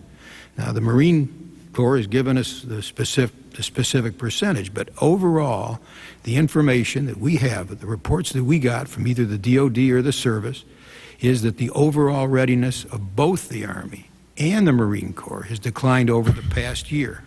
And I'm not asking you for the specific numbers. I'm asking you whether the percentage of the highest ready units has dropped, and that's something you will give us for the record. Let me answer it this way, and then we'll give you the specific percentages. We have more units than we had 2 years ago. That's why I'm asking percentage. That's why I'm asking percentage. And of those brigades, we have taken some of them totally offline to reset them. So I would say the answer is yes, the readiness level has dropped that way, but we actually have more capacity, and that capacity is far more ready than the capacity that we had previously. So we will give you the numbers. I think it's a true statement to say that the war and transformation and everything else we're doing, the movements we're doing, has dropped the percentage of readiness. But what we have ready is very, very ready, and we can deal with what it is that we've been asked to deal with. So the percentage that is ready is very ready, but overall the number of units that are very ready has dropped. Correct. That's helpful.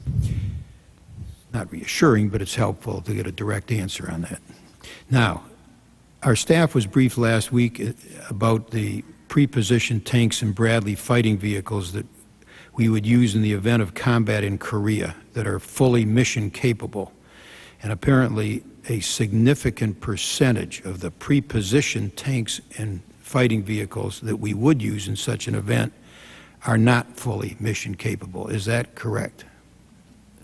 First of all, we ought to talk about that in a different hearing or a closed session, but let That's me... why I didn't use the percentage. Let me say this generically. We are doubling the size of that preposition stock. All right. Okay? Now, my and we are question- taking what's there and putting it through depot level reset so that it is very ready. Right. And so... I got that. But my question is whether or not a significant percentage of the pre-positioned tanks and Bradley fighting vehicles that we would use in the event are not fully mission capable. That's my question.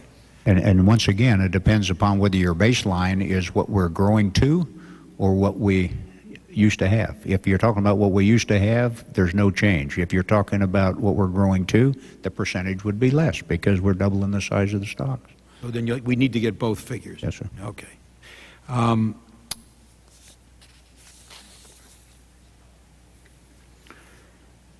General Myers, the President, said the other night that as Iraqis stand up, we're going to stand, or we will stand down in Iraq. That was his statement. And so, irrespective of when troop reductions may occur, I'd like to know kind of what the decision criteria are, since he announced a very specific path relative to as Iraqis grow in capability, we will stand down. Here's specifically my question. How many Iraqi battalions, approximately, will need to be judged capable of operating independently of U.S. forces for the standing down to begin? There's been a statement in the press that 3 Iraqi battalions are fully capable out of, I believe, 80. And putting aside the accuracy of that, and that may be a classified number, that's why I quote a press statement. What percentage, would you say, of the Iraqi units will need to be capable of acting independently and operating independently in order for the standing down to begin? Give us a rough estimate, since the President laid out that path. I think it's going to depend on where we are in what part of the country, and it goes back to General Casey's strategy, which I think he outlined partly in here, that as the Iraqis stand up and given the conditions in the part of the country you're talking about, will enable some of this to happen faster than later. And I'm going to have to go back to General Casey and look at what his estimate would be if there was a percentage we can put on that. The fact is, we want to have 100 Iraqi security force, Army battalions ready. I don't have the chart in front of me, but it's somewhere over 30 that are ready to do that today. And one of the problems we have with the charts you've seen before is that there is some ambiguity about what the various readiness ratings mean. And we're busy trying to make sure that it's sharp and clear, that it makes sense to you, and that it makes sense to the American public if that's appropriate to declassify and get out to them. But there's a lot of ambiguity about what those ratings mean. I've had long discussions with General Abizaid and General Casey about that. And the plan is that we'll stand up over time. Events will drive that, of course, but we'll stand up over time as Iraqi units become more capable. It'll depend on what part of the country they're in and the specific units. And I have a pretty good sense of that. But to try to make a percentage out of it, we haven't calculated it that way, so I don't want to make a I think it would be very important that we get some material that would support that kind of a policy, so that there's some meat on the bones. I mean, it's one thing to say there's Iraqis stand up, we're going to stand down, but I would assume that that's based on a military calculus that is the direction of the Iraqi units are standing up, and there's more that are mission capable, that we will be removing forces. And so I assume the President had some kind of a military basis for his statement. I'd like to know what that basis is, what it's based on, and what those criteria are. If you could supply those for the record. You bet. It's based on General Casey and General Abizaid's strategy, and it's you can provide that for the record. Can you give us some detail? We'll try to do that. Yes, sir. Thank you very much. My time is up. You want more time? We're going to wrap up there. Oh, we are going to wrap up. Okay. I just had one additional one here. General Hagee, in terms of the Humvees and the Marines, I think it's what you said is your goal is that they all be ones and twos. The Army's position is that there's going to be a group of vehicles which are going to have the armor which is bolted on the sides so that it can be unbolted in more routine environments. Are the Marines going to change to that strategy, or are you going, which means there's going to be some threes? For the vehicles that were built at O'Gara Hess, you cannot snap the armor off. Right. That is solid. Right. You're going to make it so you can snap the armor off, but you're going to keep the underbody strong. Is the Marines going to shift to that strategy, or are you going to change to they got to be bolted on permanently strategy, making them all ones and twos? So we're looking very closely at what the Army is doing with the 1151s. I personally believe that we need to go to a bolt-on, bolt-off type of configuration. I would like to see us go to some composite type of material in the future rather than using the same type of armor we're using right now. But bolt-on, bolt-off, I believe, is the way to go. Thank you. One last question, then, Mr. Chairman, with your indulgence here. Dr. Chu, what is the current department policy about calling up members of the Guard and Reserve after they've been mobilized once? Can you hit the mic? Excuse me. Let me emphasize the difference between units and individuals. Because individuals change in a unit, so you may see units called up a second time, even though individuals are not. Second, let me emphasize that every mobilization decision is carefully scrutinized by the military department involved, by the Secretary's staff, and by the Secretary himself to be sure we have the right balance of meeting the combatant commander's need in an appropriate way and ensuring we do it with the most thoughtfulness about our people. That all said, with one exception, the Secretary has not been prepared to approve the remobilization of any individual involuntarily who has already served his or her time in theater. He has, on occasion, when there is a compelling case for that skill, approved the remobilization of individuals who have served briefly in the United States. This typically involves units that were called up right after 9/11 or units called up, for example, to support the 4th Infantry Division that did not go into Iraq as planned, and those people were demobilized promptly thereafter. I should also emphasize that we are always delighted when people volunteer for additional mobilization, and I am actually very proud of our reserve forces in all the services about the number of volunteers that they have, in fact, come forward with in this process. So, as I understand your answer, then with one exception, did you say?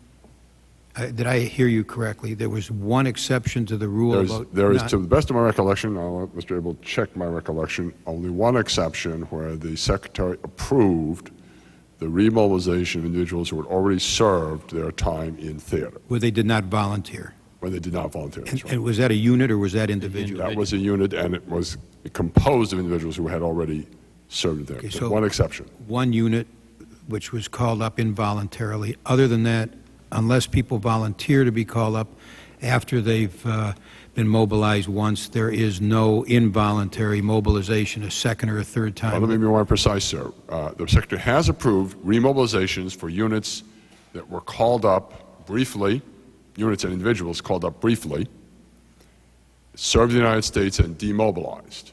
The one exception I'm speaking to is people, a unit and individuals who went to Central Command, served in Central Command, came back, were demobilized, that unit was remobilized. So let me see if I understand this.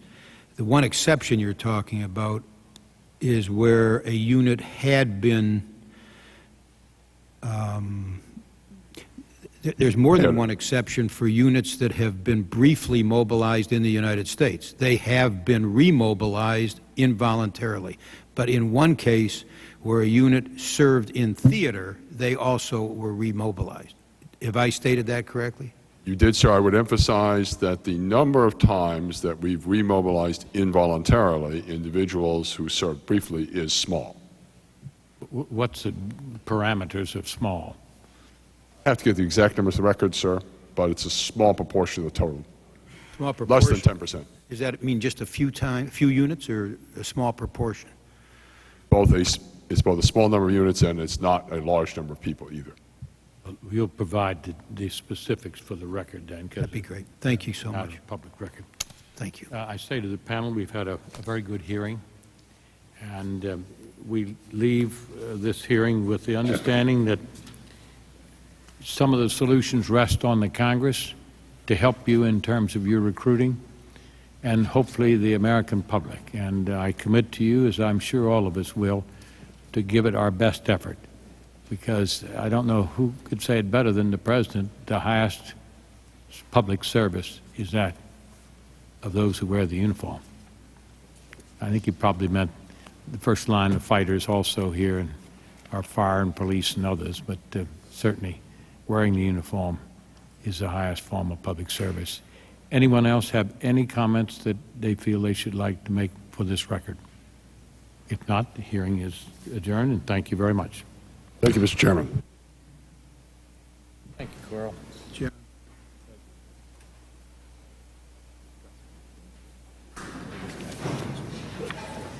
Thank you for your directors. We appreciate it. General, thank you so much. Thank you, sir. Okay, pal. See you along the way. Yeah. Yes. Do what? Were you going to make? Yeah, but I'm just going to.